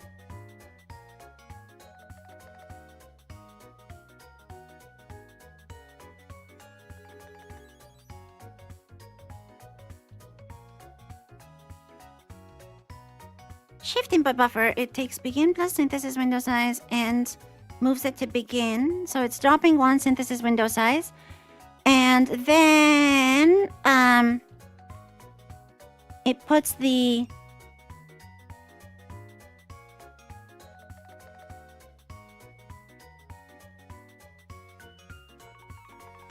it at the end of the analysis window size,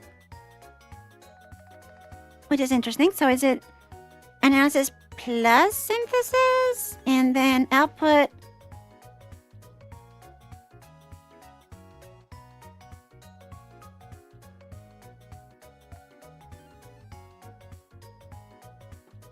shift output buffer? This is a bit confusing.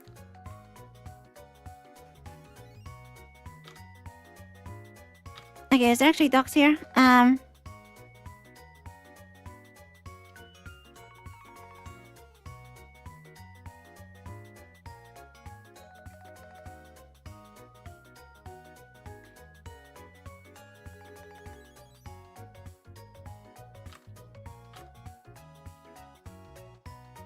It's like no docs here.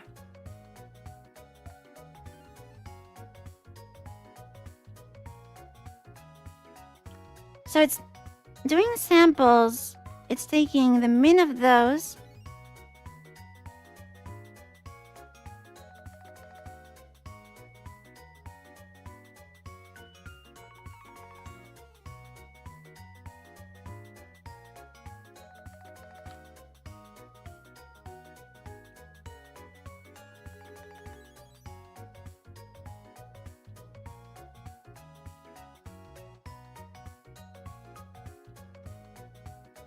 Let's see how the plugin does it, because the plugin kind of has to do the same thing anyway.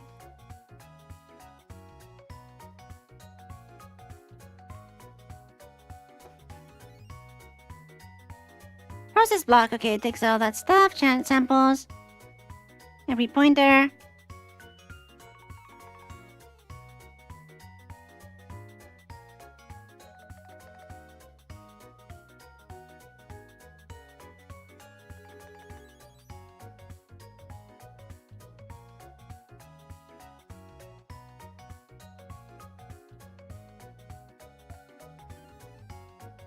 What's this instant core thing?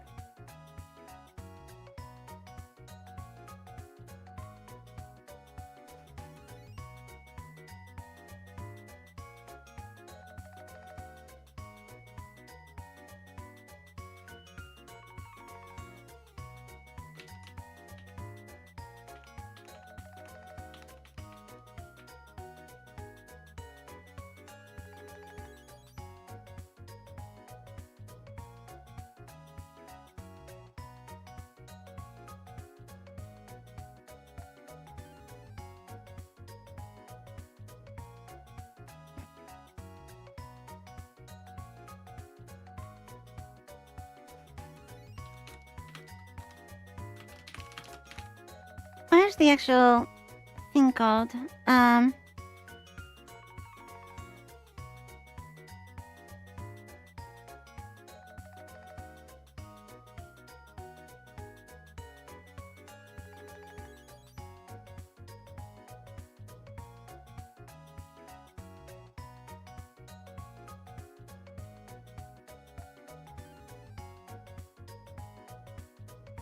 guess I probably just want to do the same thing they do.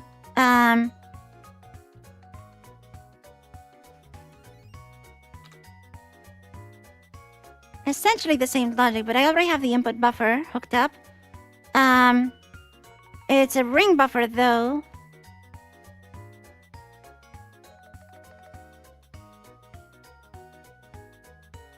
And the way the ring buffer is working, it's just reading from it. So, and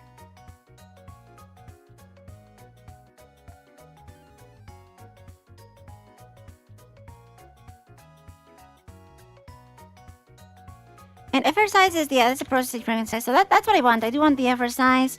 Okay, FR size minus FI. Does not go at the end of the current fragment. I might want to do my own buffering here. The same way they were doing it.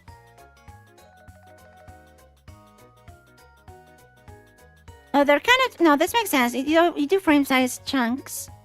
And then,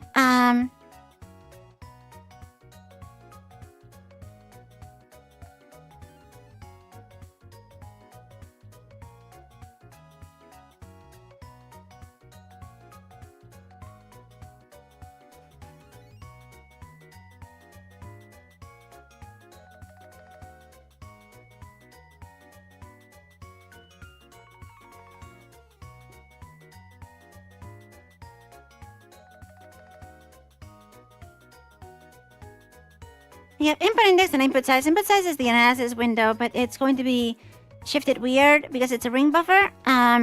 So what I actually want is essentially to just copy it. I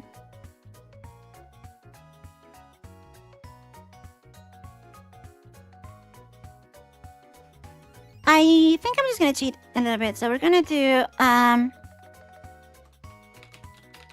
IP buff, IP size times 2. So actually just give it the entire twice the buffer size.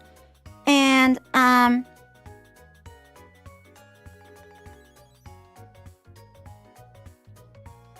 then I'm just gonna copy to the second half. So instead of doing that, we just do out data IP buff plus IP index, and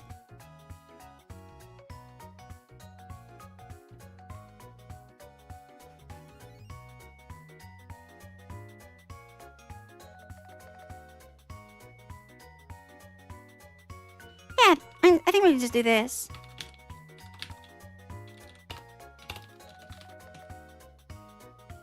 You just keep 2 copies of everything.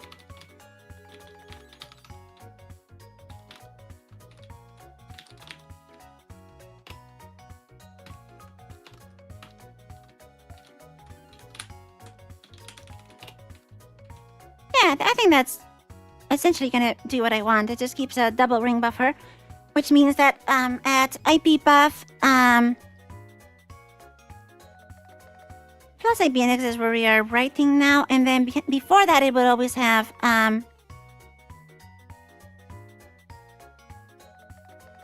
enough buffer, and this is processing at FR size minus FI.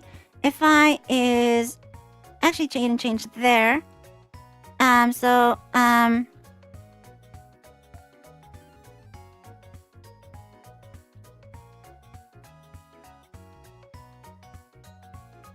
I actually need to do that.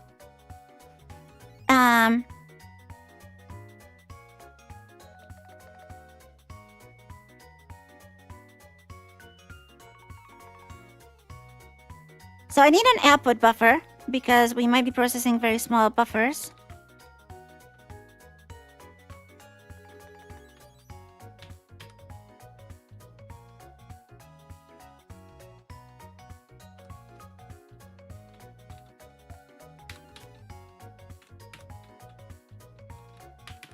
And I guess it is the same as the input size for now.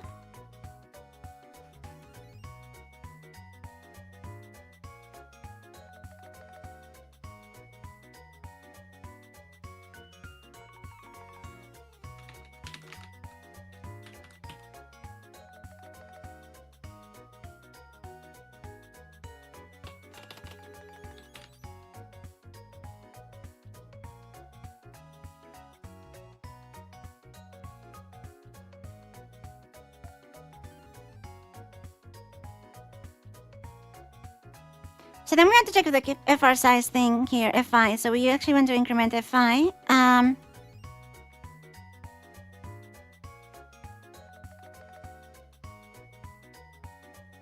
it's just FI plus equals K.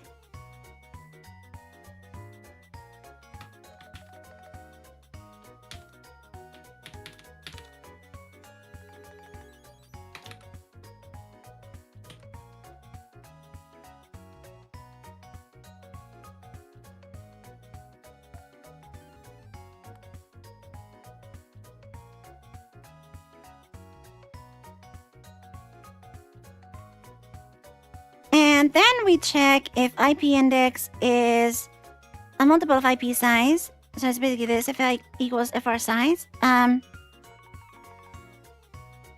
So here's where we want to actually have the processing thing, right? FI is the frame index, and then the actual processing happens in terms of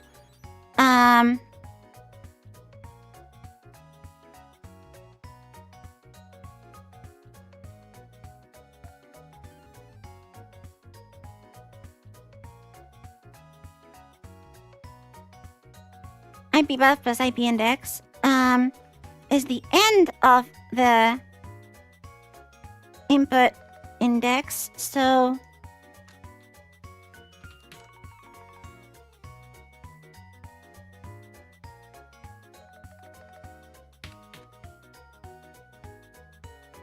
essentially anything before that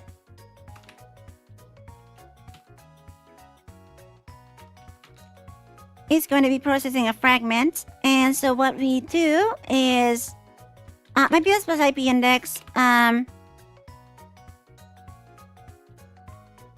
we said we had a double buffer anyway, so we're always going to have this is going to be the end position of the write, which means that if I add IP size, we get still the end.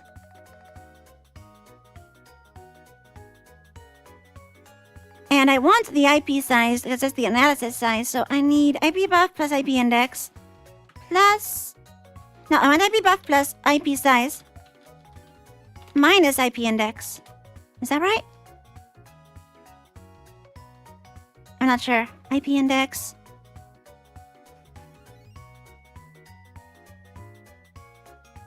No, that's not right. IP index has to be positive. IP index is where it's finished. So IP index minus IP size, sorry. But it's just plus IP... No?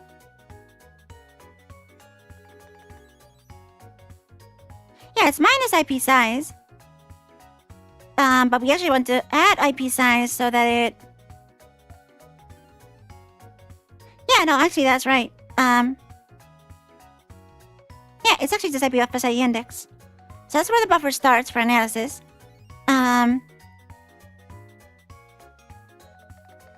then we write the output buffer, which actually the output buffer should be FR size, I think.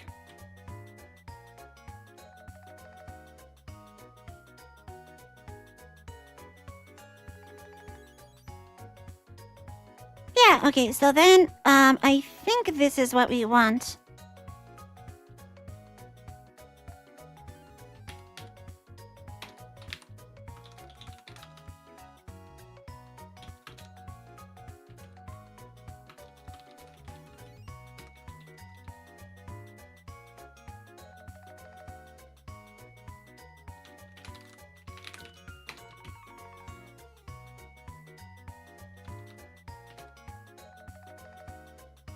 And then these buffer things are supposed to be STD spans, I think.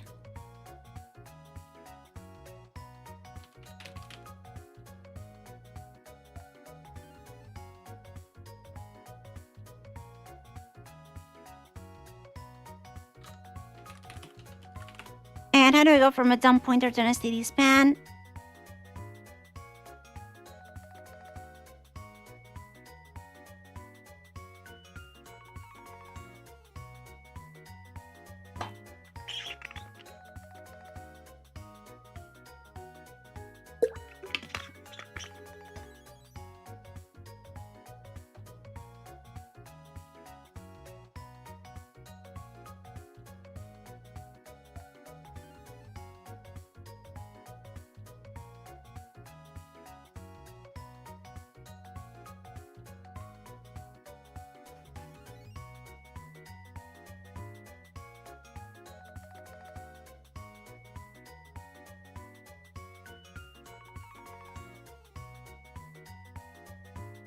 How do I make a span from pointers?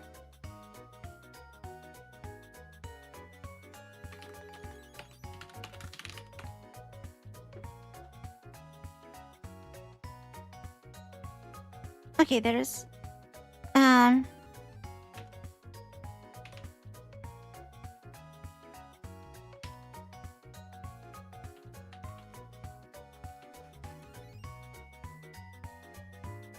oh, it's just C array size?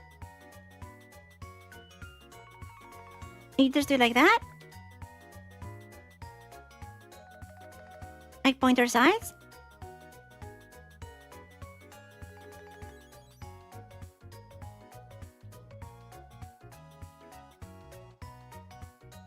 I'm not sure if that makes sense. From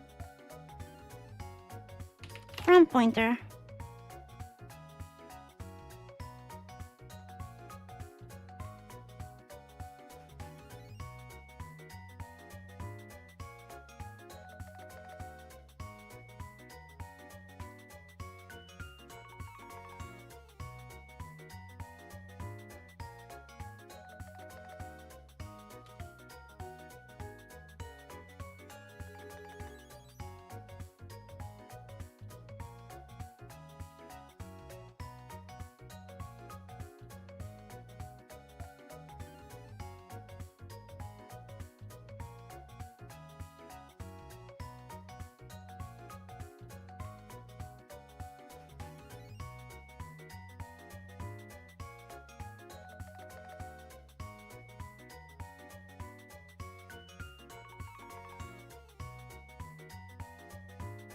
From C-style array.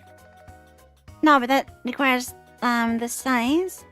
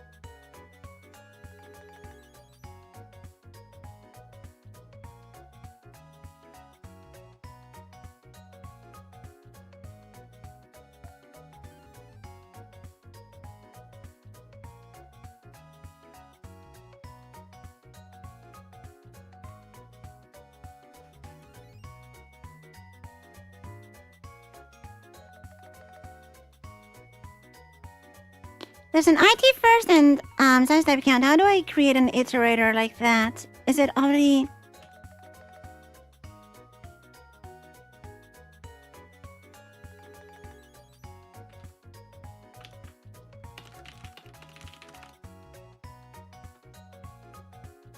Maybe I can just do it like that.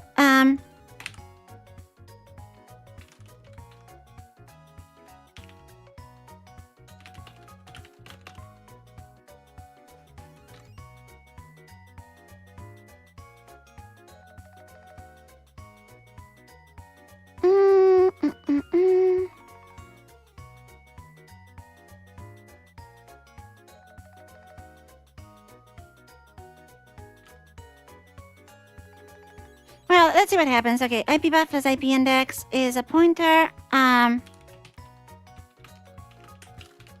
IP size is the count.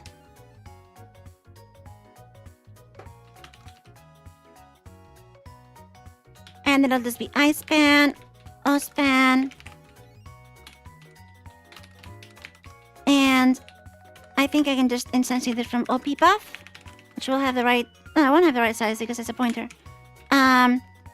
So op buff is FR size.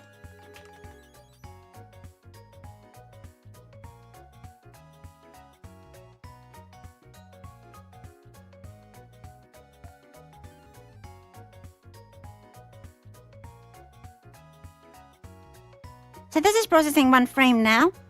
And then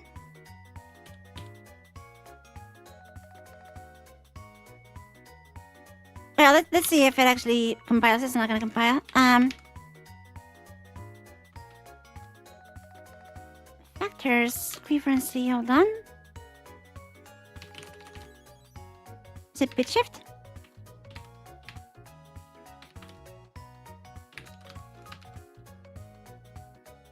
Oh, that actually seems to work. Okay. Surprise, it compiles. And now I just need to send stuff to the output. So we have this K.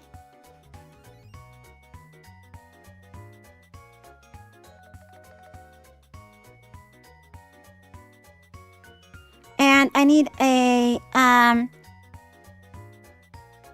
OP index.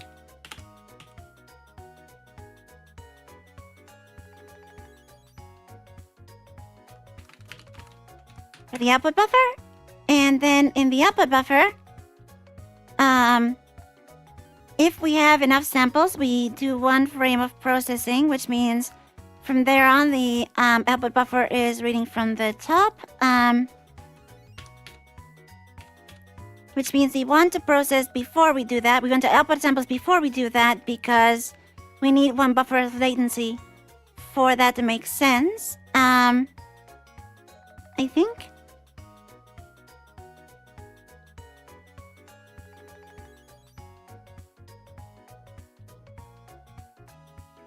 So if we have 1 buffer of latency, think about this.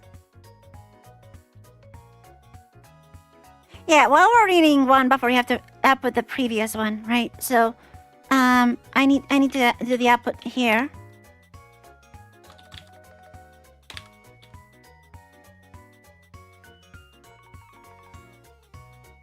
And we did the F5 plus equals K, so then I just do the while K minus thing.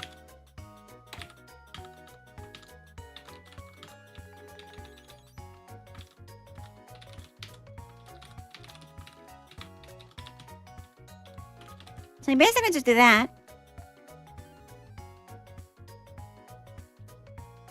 And OP index better be 0 here.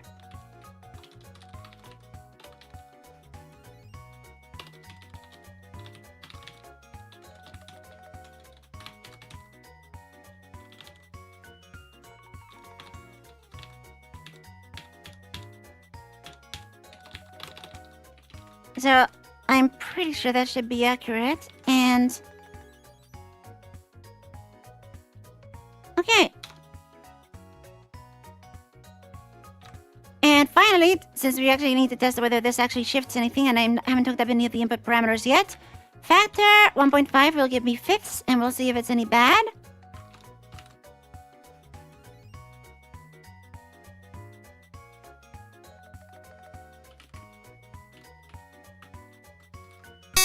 That is not... That clearly isn't doing what I want. Ouch, that's loud. I'm so sorry. Did I allocate the upper buffer? Yeah, I did. Also, I probably want to do this. I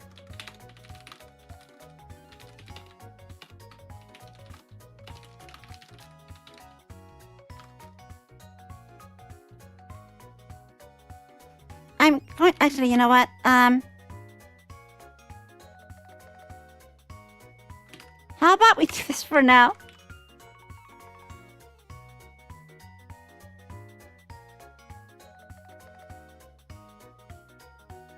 Also, can I make this compile like just the thing I need?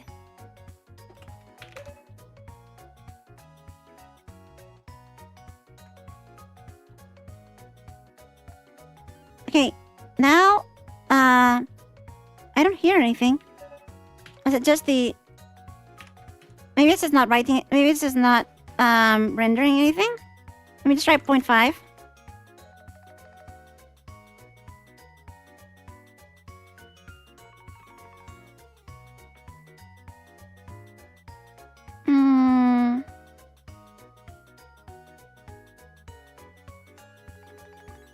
I think it's not writing anything.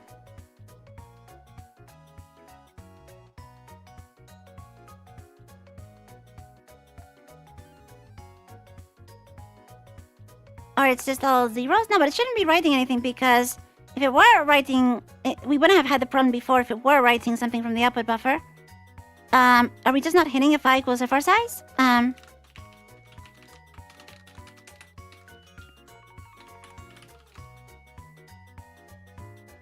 Maybe we're just not hitting the code path? No, it's doing that. It's doing the thing. Okay, just to check,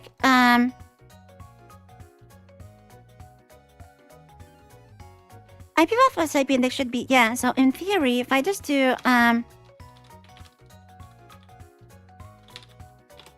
OP buff, IP buff, plus IP index, minus, FR size, and then I need to, like, do the wraparound thing, minus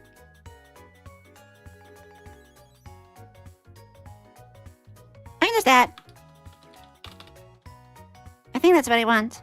I think that's guaranteed to do what I want. Because we're always in multiple frames anyway, so it's never gonna straddle the end. IP size, IP buff, IP size goes to the IP index goes to the where that's written. Minus FR size, yeah. I think that's what I want, and that should just get me loop back.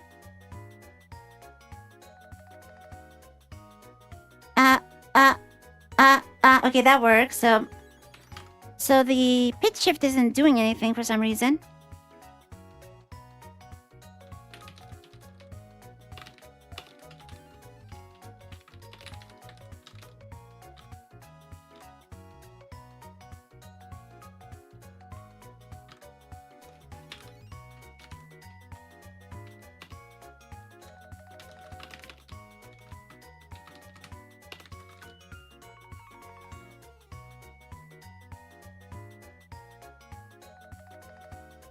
It doesn't like, I guess it doesn't know how to print that.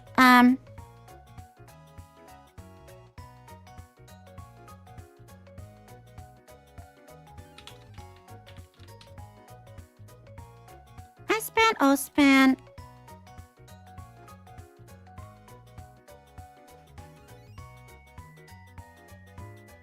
Oh, the total buffer size is both added. Okay. So it actually wants both added.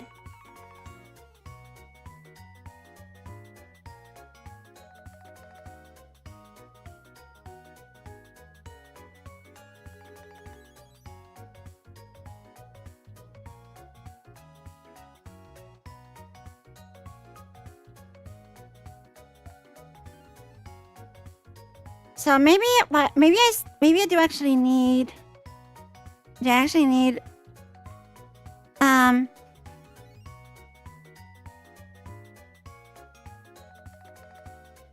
Do we really need the buffer size to have the output size to have the same size as the input size? Sure, it should just be processing one chunk.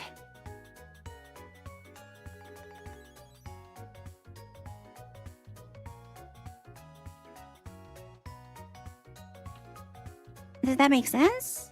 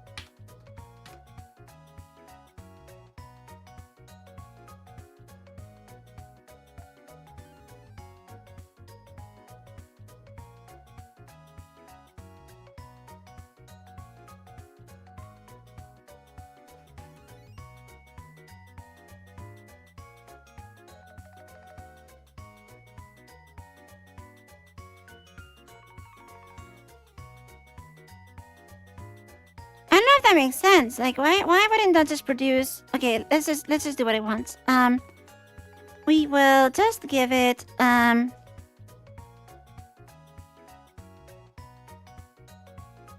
we'll give it IP size as output buffer, and it actually wants analysis and synthesis to be added together to the buffer size. So in that case, this will be FSP-lin minus FR size, and then FR size. And that should give us the entire buffer. And then the processing should be IP size for the output. And it isn't moving stuff around in the output buffer, so I guess we just move it here. When we process,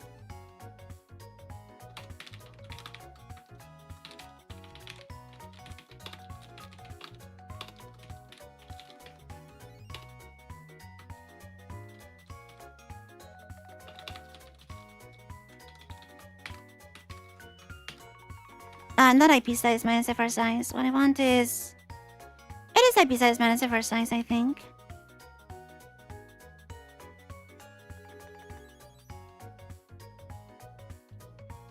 Divided by... No, wait, when do we divide? IP size minus FR size. We're doing FFT size, that's a different one though. I think it's FFT size. Minus FR size. It's not FFT size, what was it? FFT-lin minus FR size. The upsampling thing is going to confuse this though, but FFT-lin minus FR size. You turn that off anyway. Time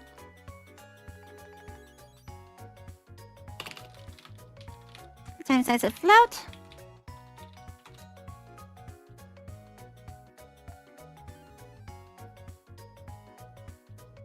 And then that means that the OP index should be equal to FFT-lin here. And then we just call it FFT-lin minus FR size. And I should initialize it like that.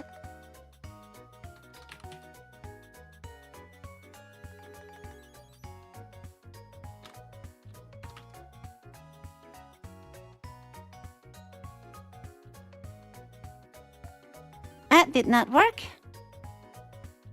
Oh, it actually wants powers of 2. That's annoying. But then we need like double buffers.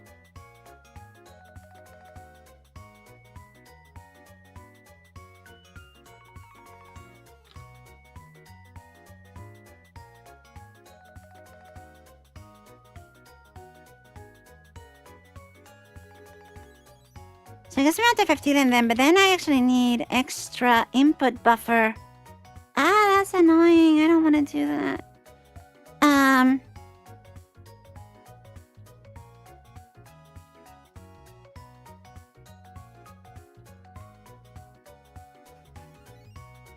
So then OP index would be FFT-lin if we're just doing double everything.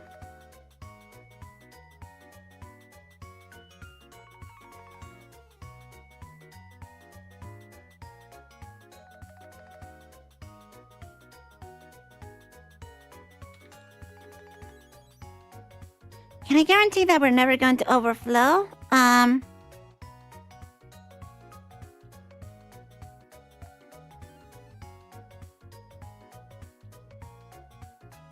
If we just finished writing one block, now I need to make this larger now.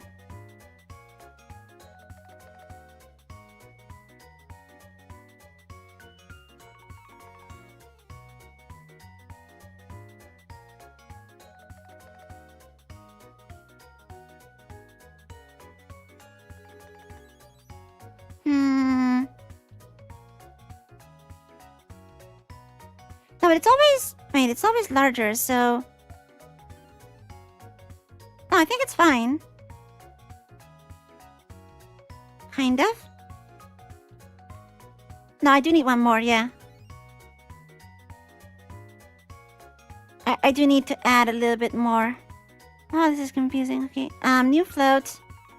IP size times 2 plus FR size.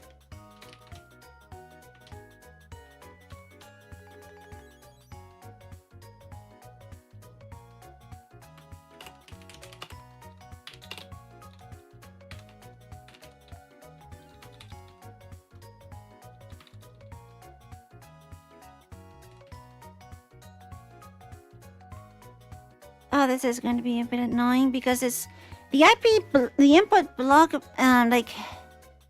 no. Maybe, no, you know what, I'm just gonna make this half. I'm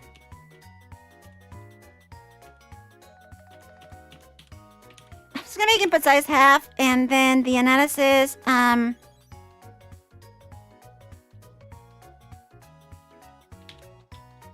it's just 50 divided by 2. And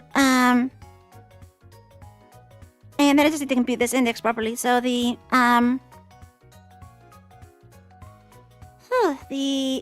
output buffer, if we are doing FFT size divided by 2, FFT length divided by 2, and the I just have to add that to offset it into the frame. Yeah, I just skipped that much. And then the output buffer is the same as IP size. I don't care about that. And this is just shifting by that much, so that should be fine. And it's not IP size. It's IP size minus that. And I can just do that. And then OP index is 50 length minus the first size.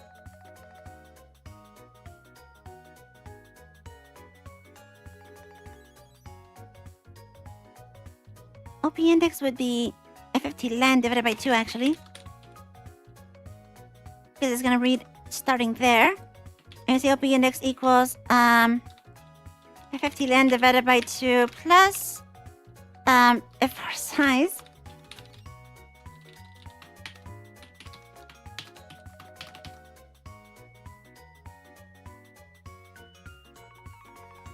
So I should initialize it to that.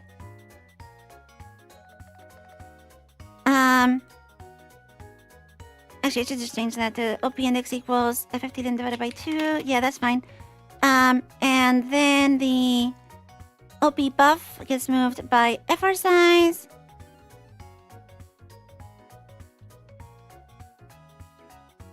And it's IP size. Does this thing say IP size minus FFT then divided by 2? No, it should just be FFT then divided by 2 plus FR size.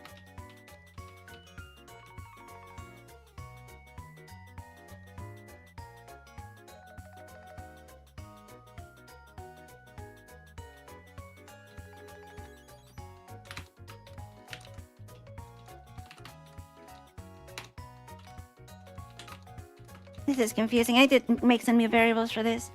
And the input buffers will also be index plus FFT then divided by 2. Yeah, that'll skip into the buffer exactly where I want it. And I think, yeah.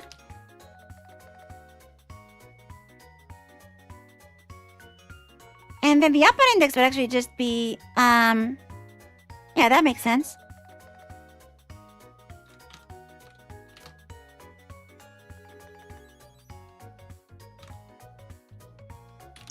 Oh god. Ah!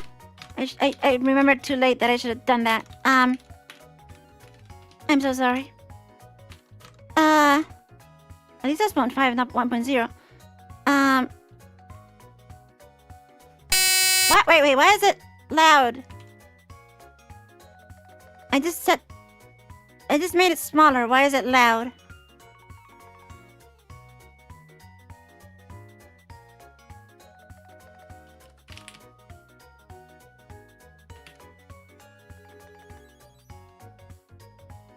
Oh, I forgot to clear the whole thing. Oh no.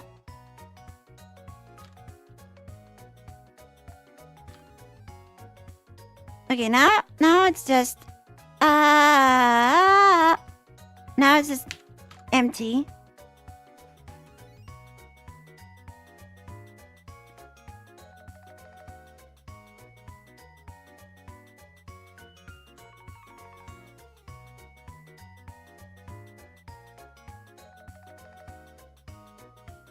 So it's still not doing what I want, even though my sizes now should be FFT length divided by 2 plus FR size, which is the same thing I'm giving it here.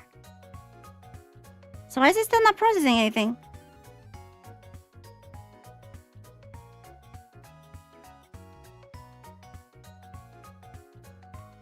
Did I give it some kind of bad parameter? What if I turn off these things?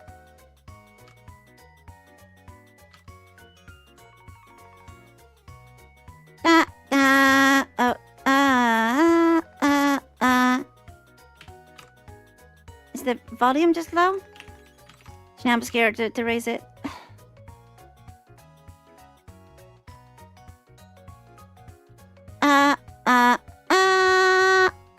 Nothing. If I enable the loopback again, which should be like that, it just copies the OP buff, plus... So we'll put things at the end, and... IP buff plus IP size plus IP index minus FR size. I think that's what I want.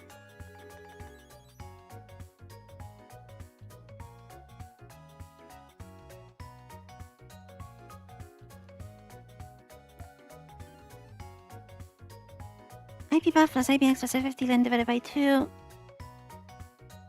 I am doing the STFT len thing right here, right? Am I just confused? Because I know I turned off the oversampling, but yeah, these are equal 2048.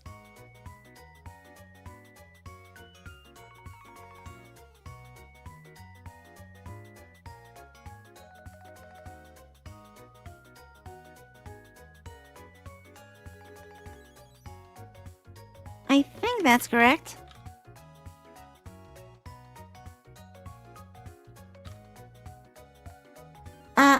Yeah, the loopback is working.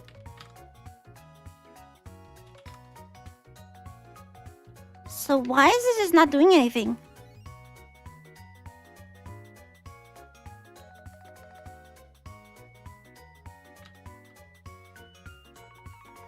Do I just not understand this code?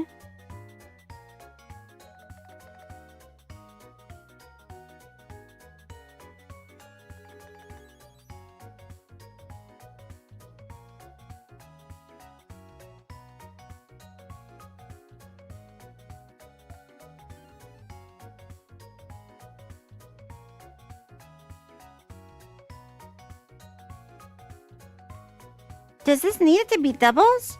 Is it because I'm using doubles instead of floats?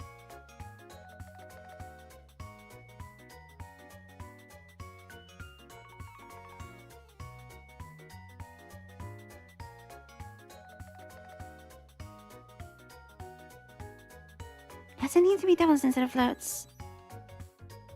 Or is it even does it? Does this? Is there any documentation for this?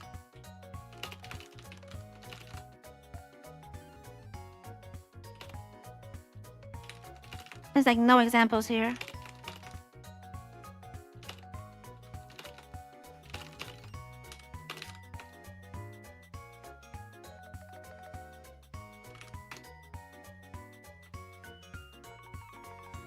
I mean, it doesn't make sense that float wouldn't work.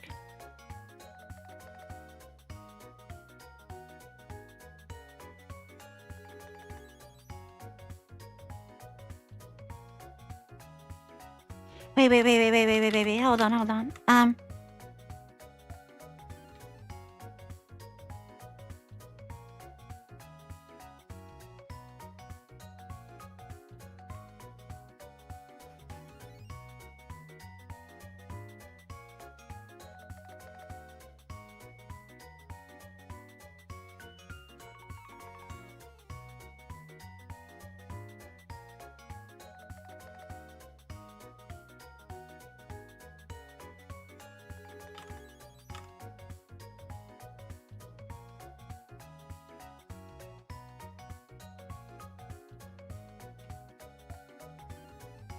Oh, no, that's fine.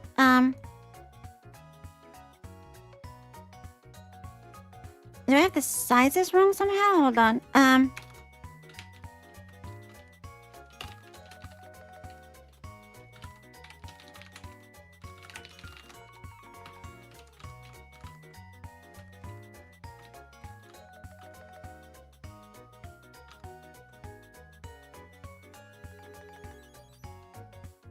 Oh, the sizes are right.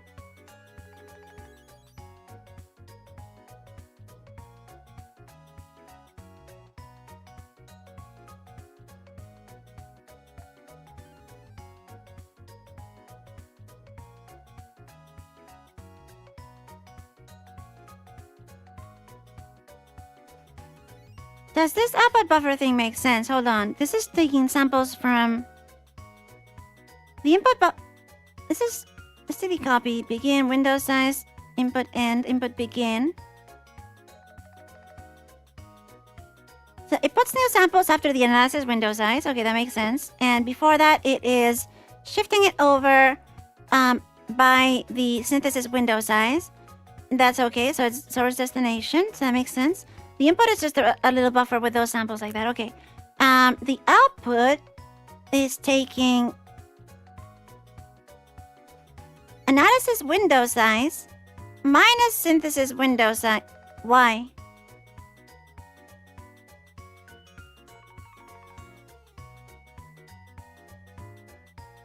What?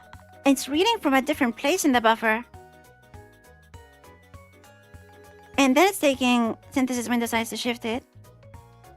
Okay, so I'm reading from the wrong place in the buffer then. Then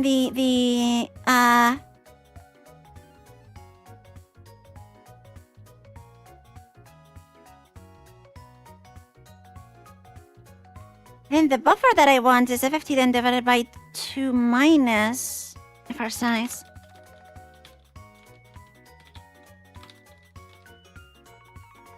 Maybe that's why. I don't understand the logic there though. This really could use some documentation.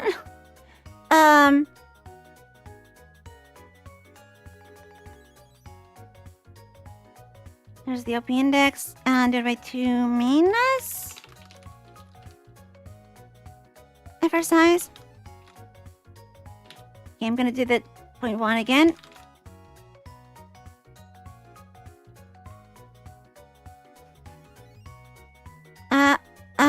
Oh, okay, now we have something, but it sounds bad. But at least we have output. Okay, something's happening.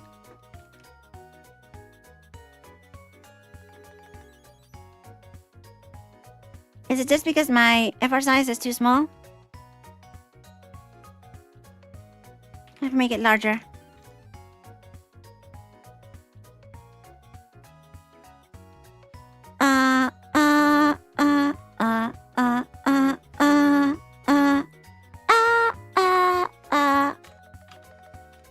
It's doing something. How much is it shifting? In theory, nothing. What's distortion?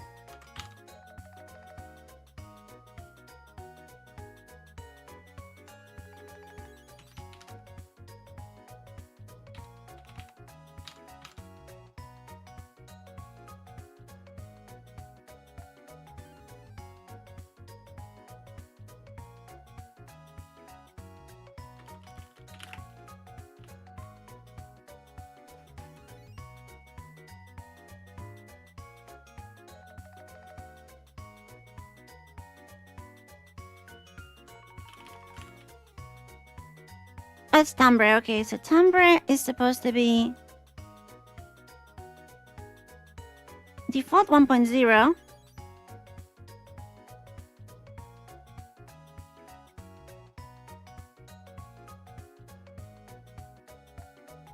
I guess it is supposed to be default 1.0, and then the frequency is correct.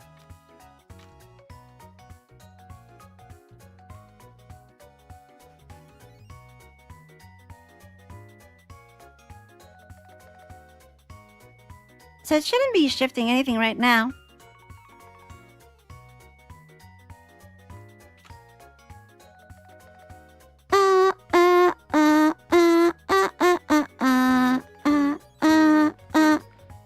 It sounds like it's shifting, but it's weird. Okay, what if I make the frame sizes equal? Because I might just be messing something up here. I make the frame size 2048. I don't know if that's gonna break with the FFT lens, but we'll try. That didn't work. Oh, okay, yeah, because the synthesis window.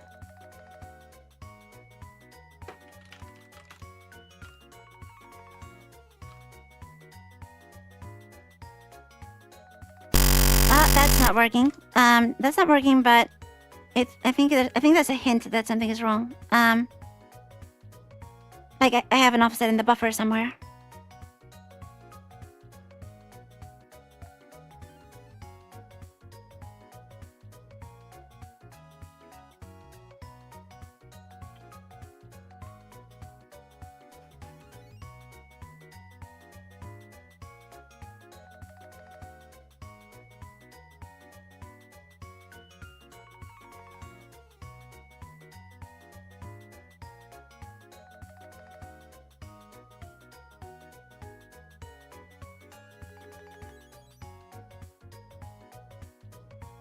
So here we're just copying samples to IP index, IP buff.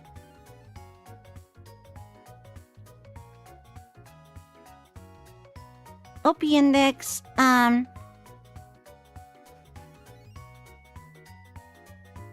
that should be equal to 0 in this case, which makes sense.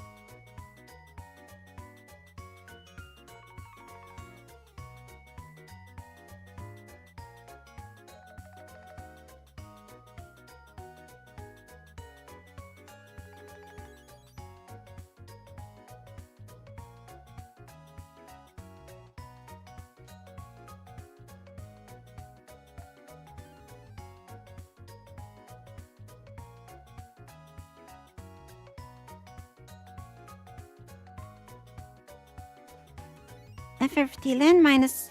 is that right? Hold on. I think this isn't right. OP buff plus FR size.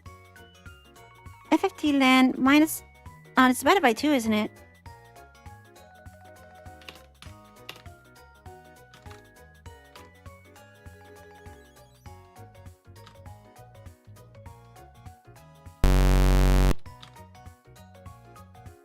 It's FFT len divided by 2...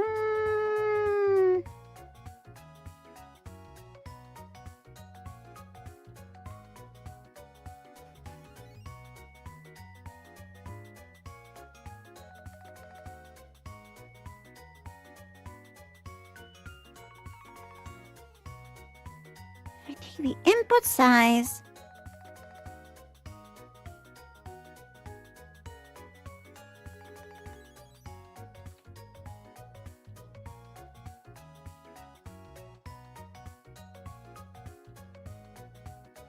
Wait, what's just happened there?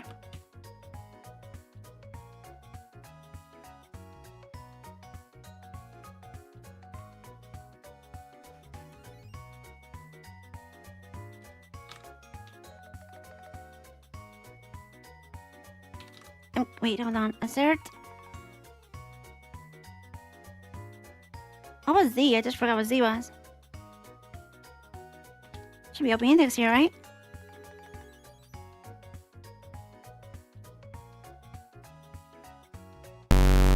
Okay.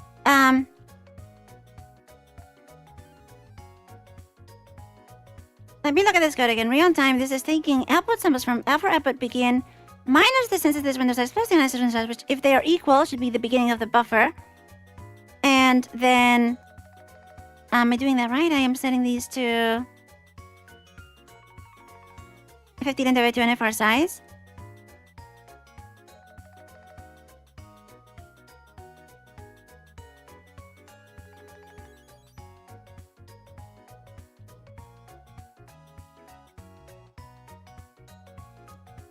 So OP index should be FFT len derivative minus FR size, which should be equal to 0. So that should be right. Oh, but I'm not moving the output buffer, so if it reads from the output buffer, it's going to be confused. I don't know if it does that though, but we can try.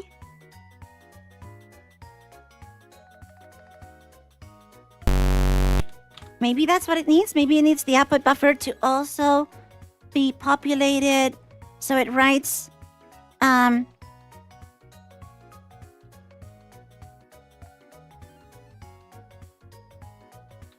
I am doing the mem move here. Hold on, it is right. OPF plus FR size.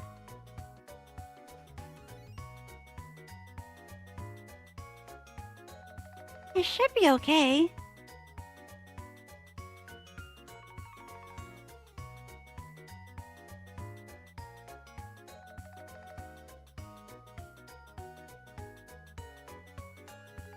Oh, so wait, no, this isn't right. This is incorrect. It's OPF plus FR size. Because we're moving one frame. And the size of the output buffer, though, is FFT len divided by 2.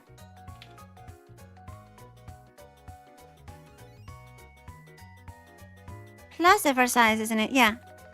So the move should be FFT len divided by 2. Maybe that's the problem.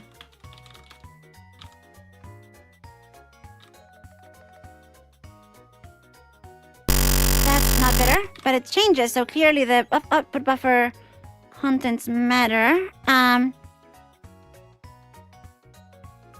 and it's not... No, it is FR size.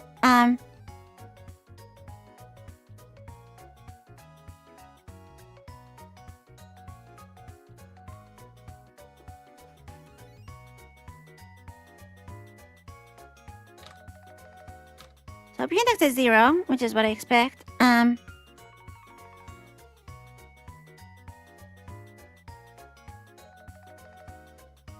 And then we take FR size. You double check this again.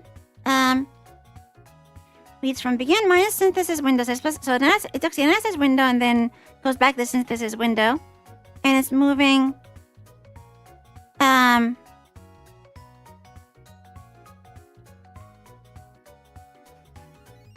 No, sorry, this is the output. It's reading from the beginning of the buffer.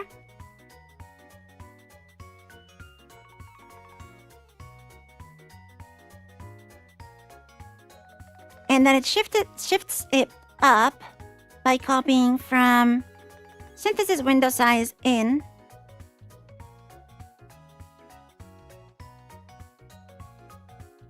And moving it back.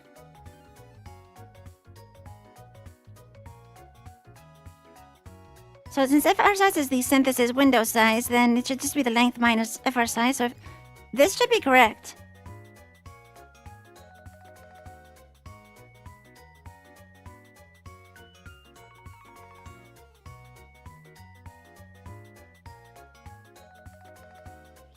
And then in IPBuff, we have IPBuff plus IP index is where we are in the input buffer. Since it's essentially that's just our IPBuff, the real IPBuff. And then within that,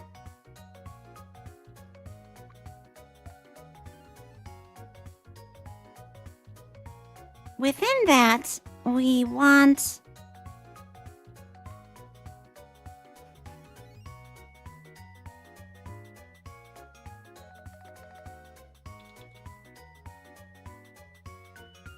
to add.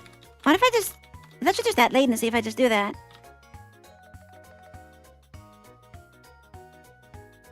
Oh! Wait. No, that's not helping. Okay, I clearly have a buffer problem because I can hear like some samples are there and some aren't.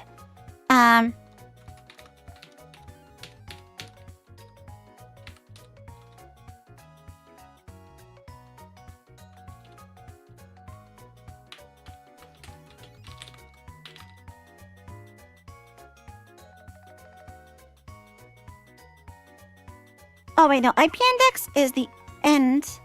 No, it should be fine. Yeah, IP index is the end, which means it's the beginning. The whole buffer, yeah.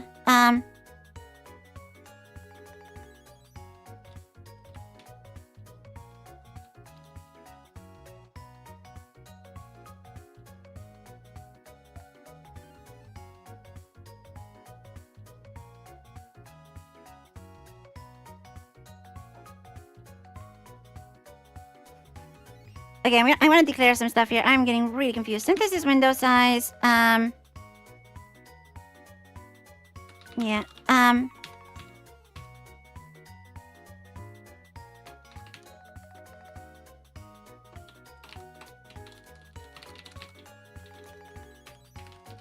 so analysis window size equals the frame size, which in this case is, sorry, FFT then divided by 2. Synthesis window size is F size. FR size. And what this thing is doing is it's shifting the input buffer by the synthesis window size, then puts the new samples at the end of that. At the end of the analysis window size, because that's added, that buffer has the size of both added together. Which means that the at plus IP index is where we are finished writing, so also started because we did do this thing. Did I mess this up?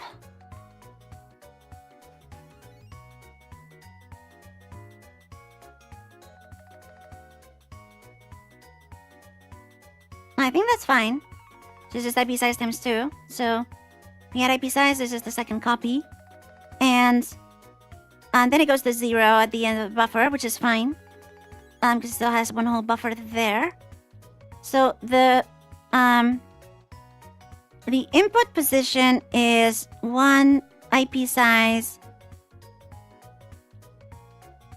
IP index. IP buff plus IP index is the end of the buffer. And then so this will be analysis window size plus synthesis window size. Just to make sense of this.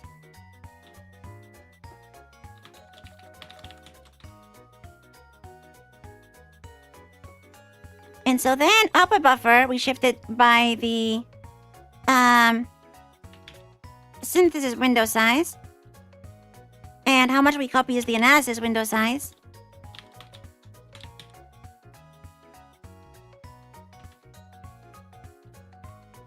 Then the output index would be, that's the important one. The output index, according to this, is this.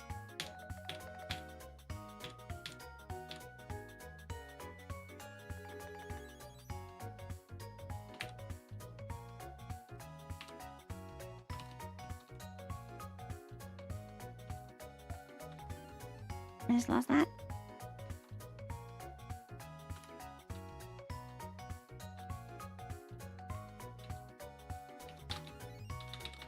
Analysis window size minus synthesis window size, which I think is what I had.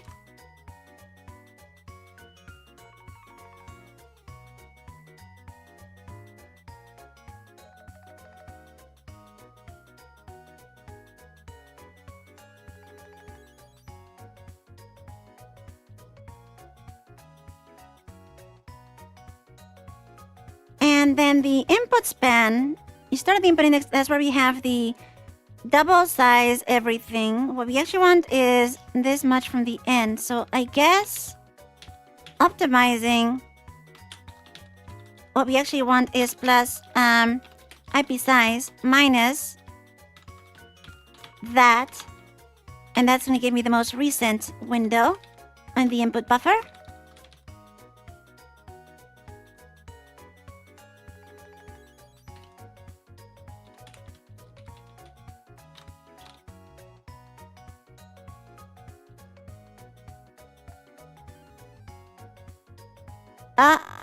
No. Interesting. So it like, something stakes. Weird.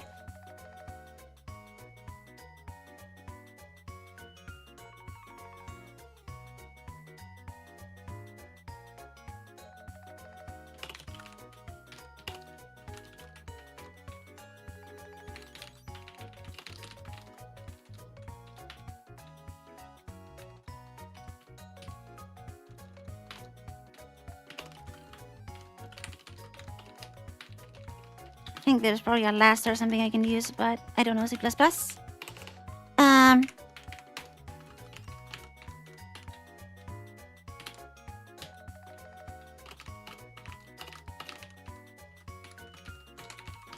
especially the buffers are getting cleared properly. That didn't work. Oh, sorry. Square brackets.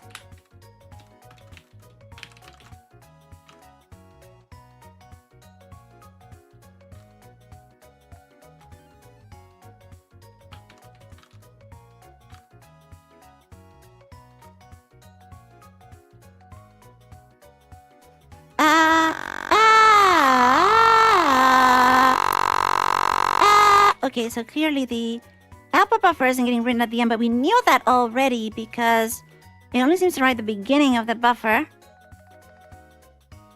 So instead of all-span size, it'll be all-span plus analysis window size minus 1.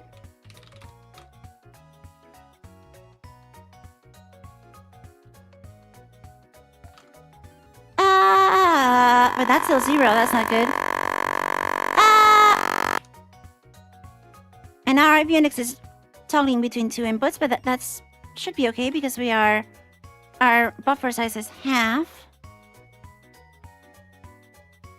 I might want to just record this and see what it looks like.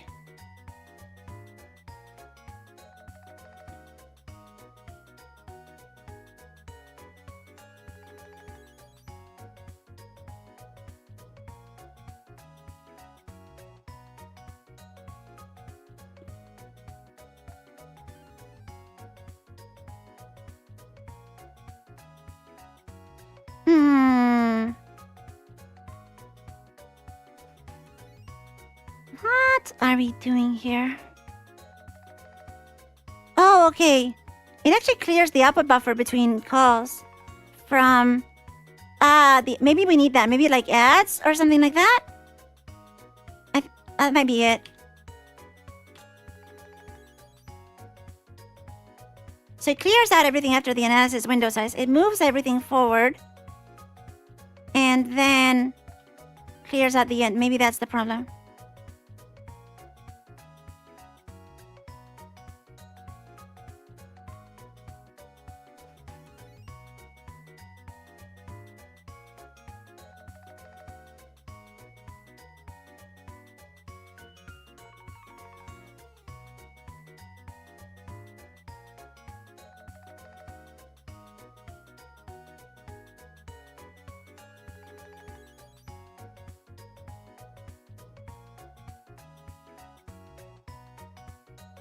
Yeah, it clears from analysis window size to 0 after shifting the output buffer and taking video out.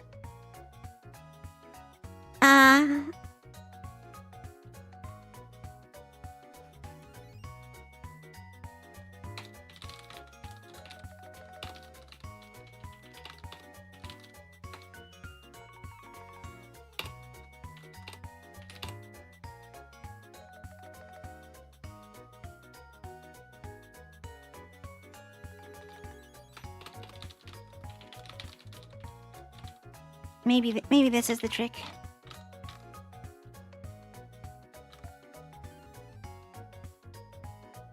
Oh! Now, it's still weird, but it's less weird than before, so that matters. It still does a weird glitch thing, though. And why is that sample still 0 always? The OSPAN analysis window size -1. We're reading from that, right? We are reading from OP index. And it should be OP index and OP index plus buffer size. But we're reading from OP buff.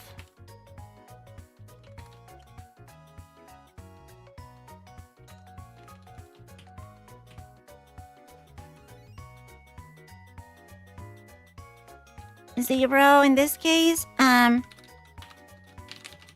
2 OP buff, OP index plus buffer size -1. That's what we're actually reading.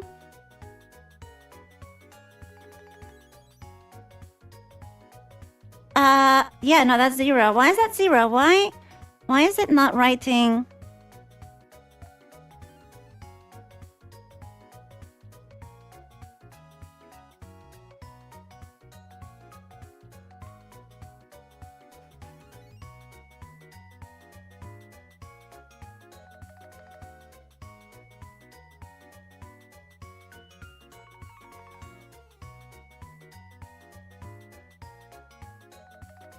Why is that 0? Shouldn't be 0.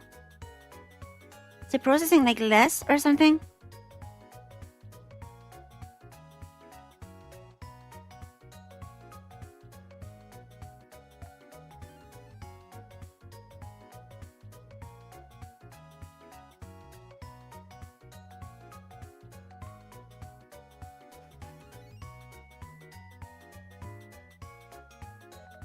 FR size -1. And FR size is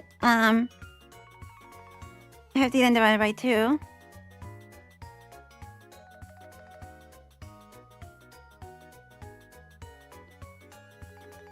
And there's still something weird going on here.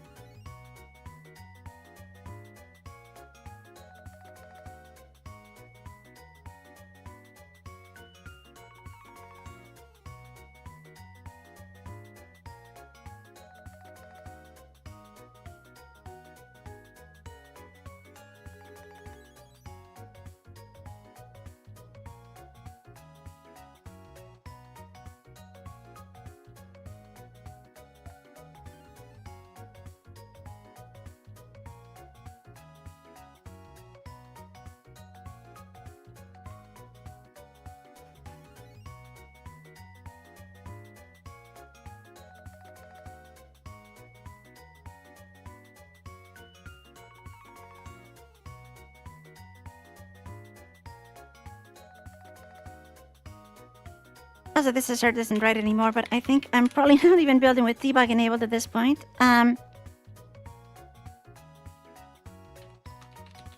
just print both of them. It should be 1024 every time.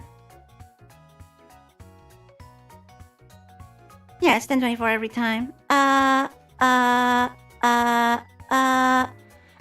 There's an off by something somewhere here.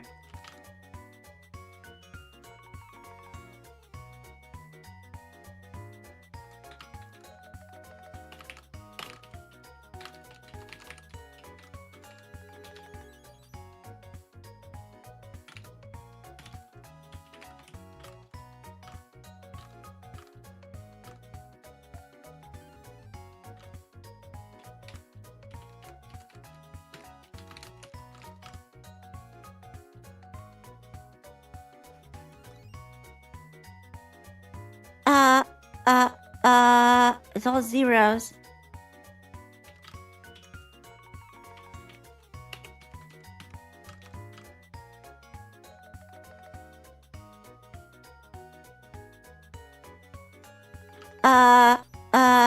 Still zero.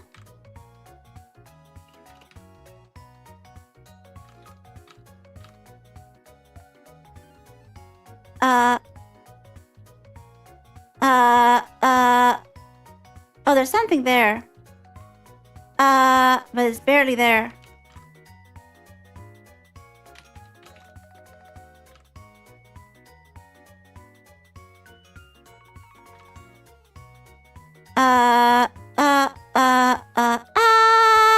Okay. Clearly something is weird here. I'm gonna try recording this because I want to see what it looks like.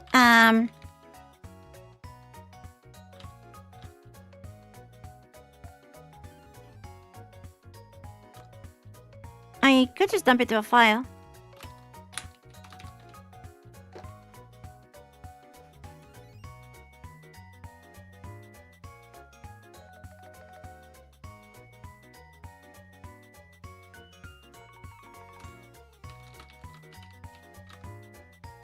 I just write the standard error and see what's in there.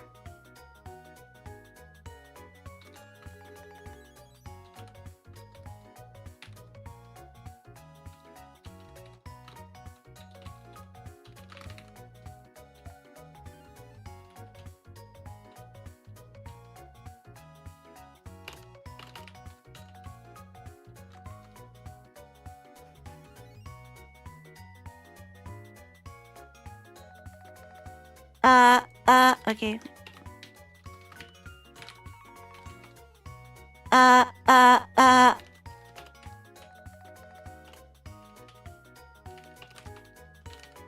Where's the signed integer? It's not that. Floating point.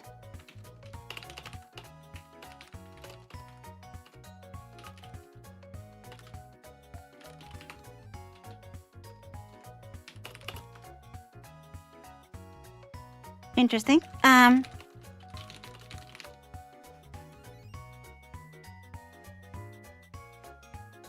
Oh, okay. So it's not even... Okay, I kind of see what's going on here.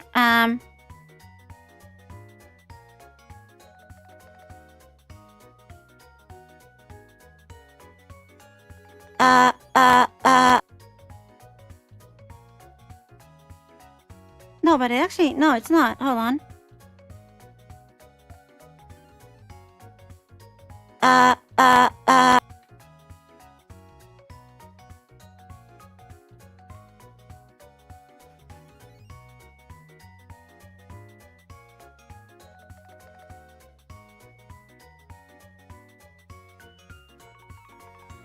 That actually looks fine. But then I don't understand the output buffer being 0. That doesn't make any sense.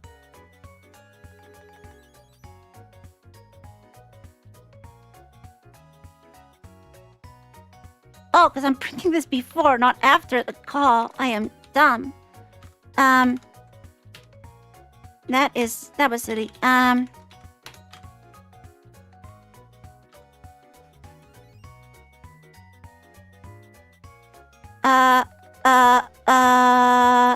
Okay, no. So Is it just like that? Like, is that just what it does? Because, like, this real-time one is using buffer sizes of... No, 1024 should be enough. It should be the same. It shouldn't sound that bad. Why is it sounding that bad?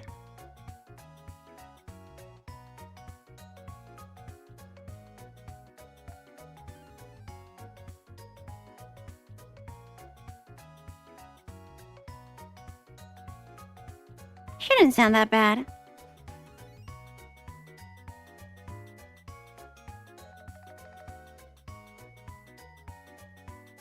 Okay, is this logic right? We are... IP path plus IP index plus IP size is the end of the buffer we just wrote. Yes.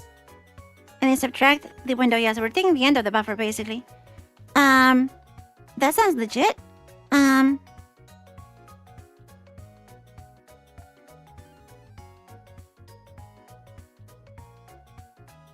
Wait, hold on. Did I? Does this make any sense? I think my ring buffer logic is broken. Is it broken?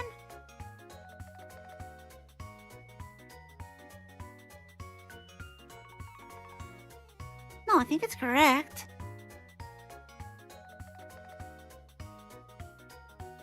My double ring buffer thing. You write two side, like, back-to-back ring buffers. It should be correct.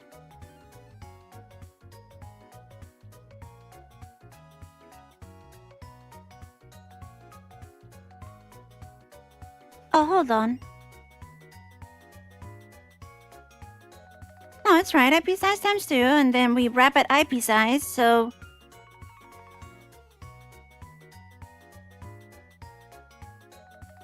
That's correct.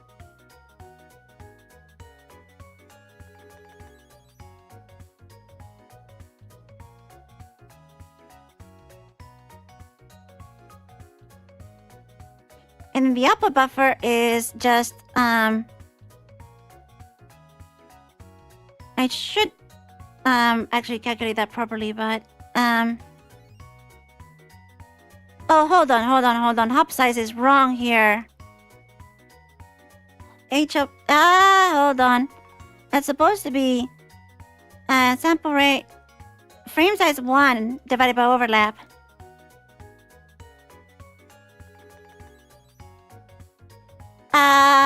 Wait, okay. It's supposed to be FR size, not IP size.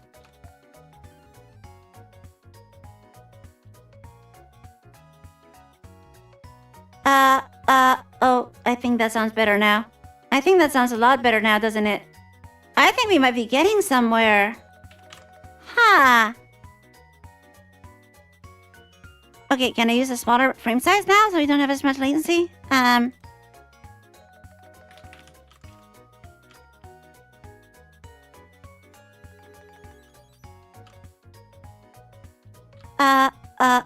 Yeah, that works.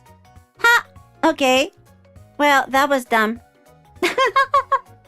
Alright, so now the question is, can we actually apply a pitch shift to this? So, what I need to do... you're supposed to hear it, but you might not hear it very well if you don't have headphones because... Well, first of all, I'm going to increase the volume. And I don't need that anymore.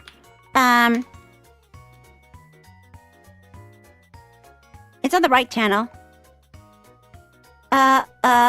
But it just sounds like echo right now, right? And so... Now the question is... Yes, progress is being made. This error thing, right? This ratio thing is what I want. And that... I need to set it. I assume I can just change the constants and it's not gonna break everything. Otherwise it would be pretty useless. So I need to set the ratio.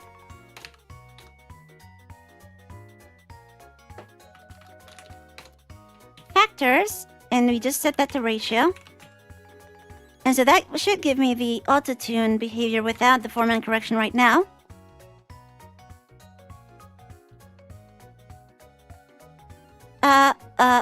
That's already... That sounds... la, la, la. Okay, we have the effect. But also I didn't turn on the format correction, but there is also some weird modulation going on there. Maybe it does want a larger frame size. Let's try 512 for that.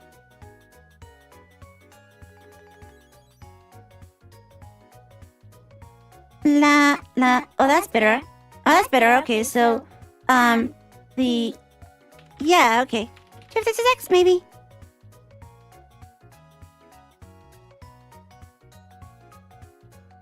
La, la. Oh, that's not bad. It might be the overlap that I need to tweak for that. Okay, and now the big question is, can I actually set the frequency thing? And that overlap might need some tweaking anyway. Oh, hey. This is working? I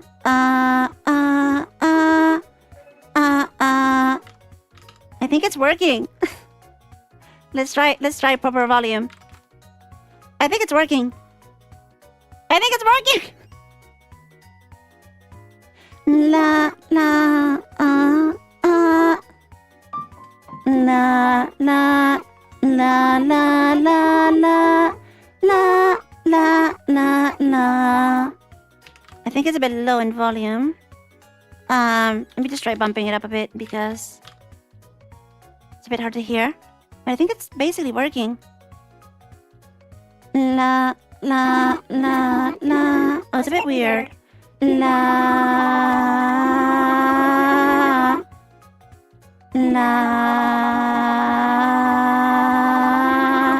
No, I think there's something strange.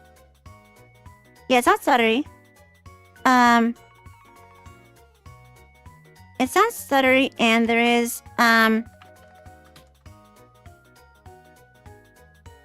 okay, let me increase the buffer size again just to have a known good setup. We'll figure out later if we can decrease it without killing the quality.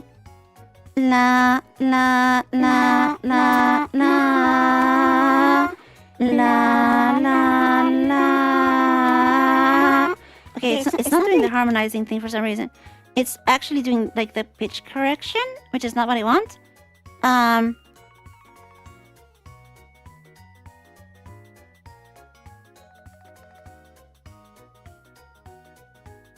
Oh no, because it defaults to pitch correction, that's why. I just have to turn that off. La, turn it to 0. Yeah, la, yeah. La, la, la. I can't. My tuning is off. La, la, la, la, la, la, la, la, la. La, la, la. Yeah, it works, right? It works, right? And it doesn't sound like horrible. La, la, la. Yeah, you still need to be on the key for the shifts to be correct. Okay, the background music is messing with me. Let's try that without the music. La, la, la, la, la, la, la, la, la, la, la, la, la. Hey, that works. It's not perfect, but it works. Some of the stuttering, by the way, I think is just the setup here. That's pretty good. Can I get that latency a bit lower?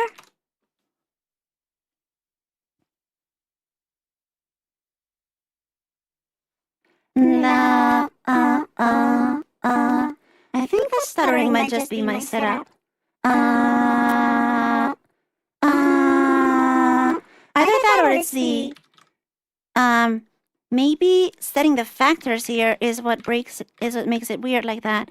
Let me try setting it as actually no, I have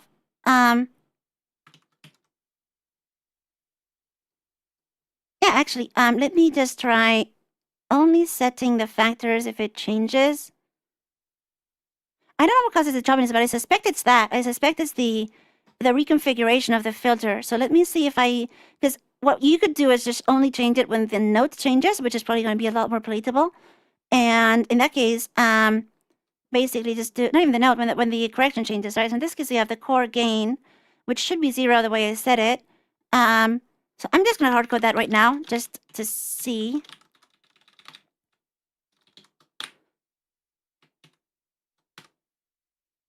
Because we're not using D, you're just using the shift.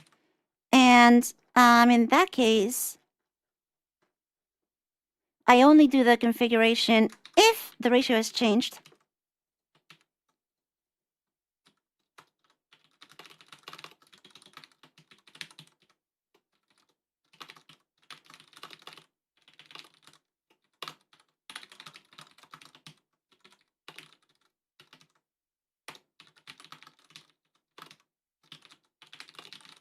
I suspect that's probably what's going on.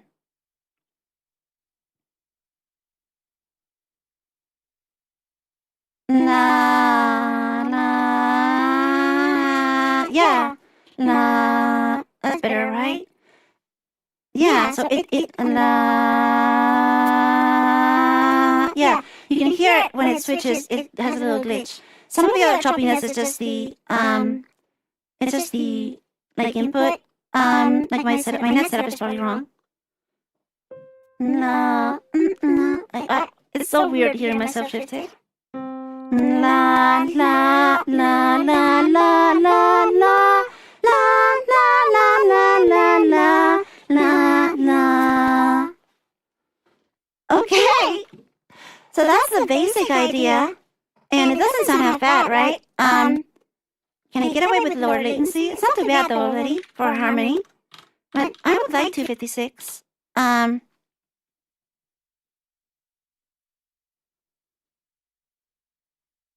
La la la la la la la la la la la la la la. That's not bad, yeah. That's pretty good. La la la la la la la la la la la. Come on, that's pretty good. It's freaking hard to sing with like your voice shifted on one channel.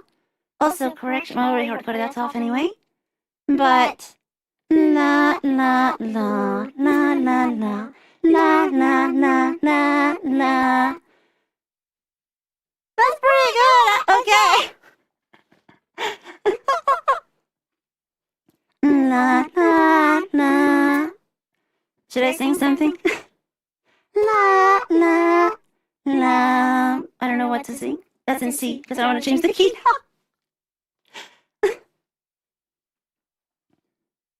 I can just sing whatever in C. Some of that random white noise I think is just the network stuff being silly. So I think it's just my audio glitching, not the actual thing here. The one thing I could do is if the problem is shifting is when the ratio changes, I could instantiate it twice and do like a crossfade thing. No, I don't want to mute the stream voice because the whole point is the harmony, right? Is the relation between them.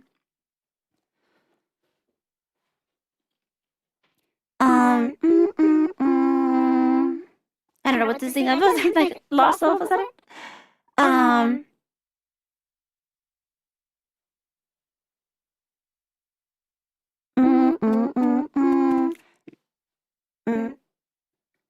Tsuki ni wa murakumo, ana ni wa kaze to. I think I got the lyrics there wrong, but it works, yeah. This was a triumph. I'm making a note here, huge success. It's hard to overstate my satisfaction. Aperture science, we do what we must because we can. For the good of all of us. And then it changes key. That works, right?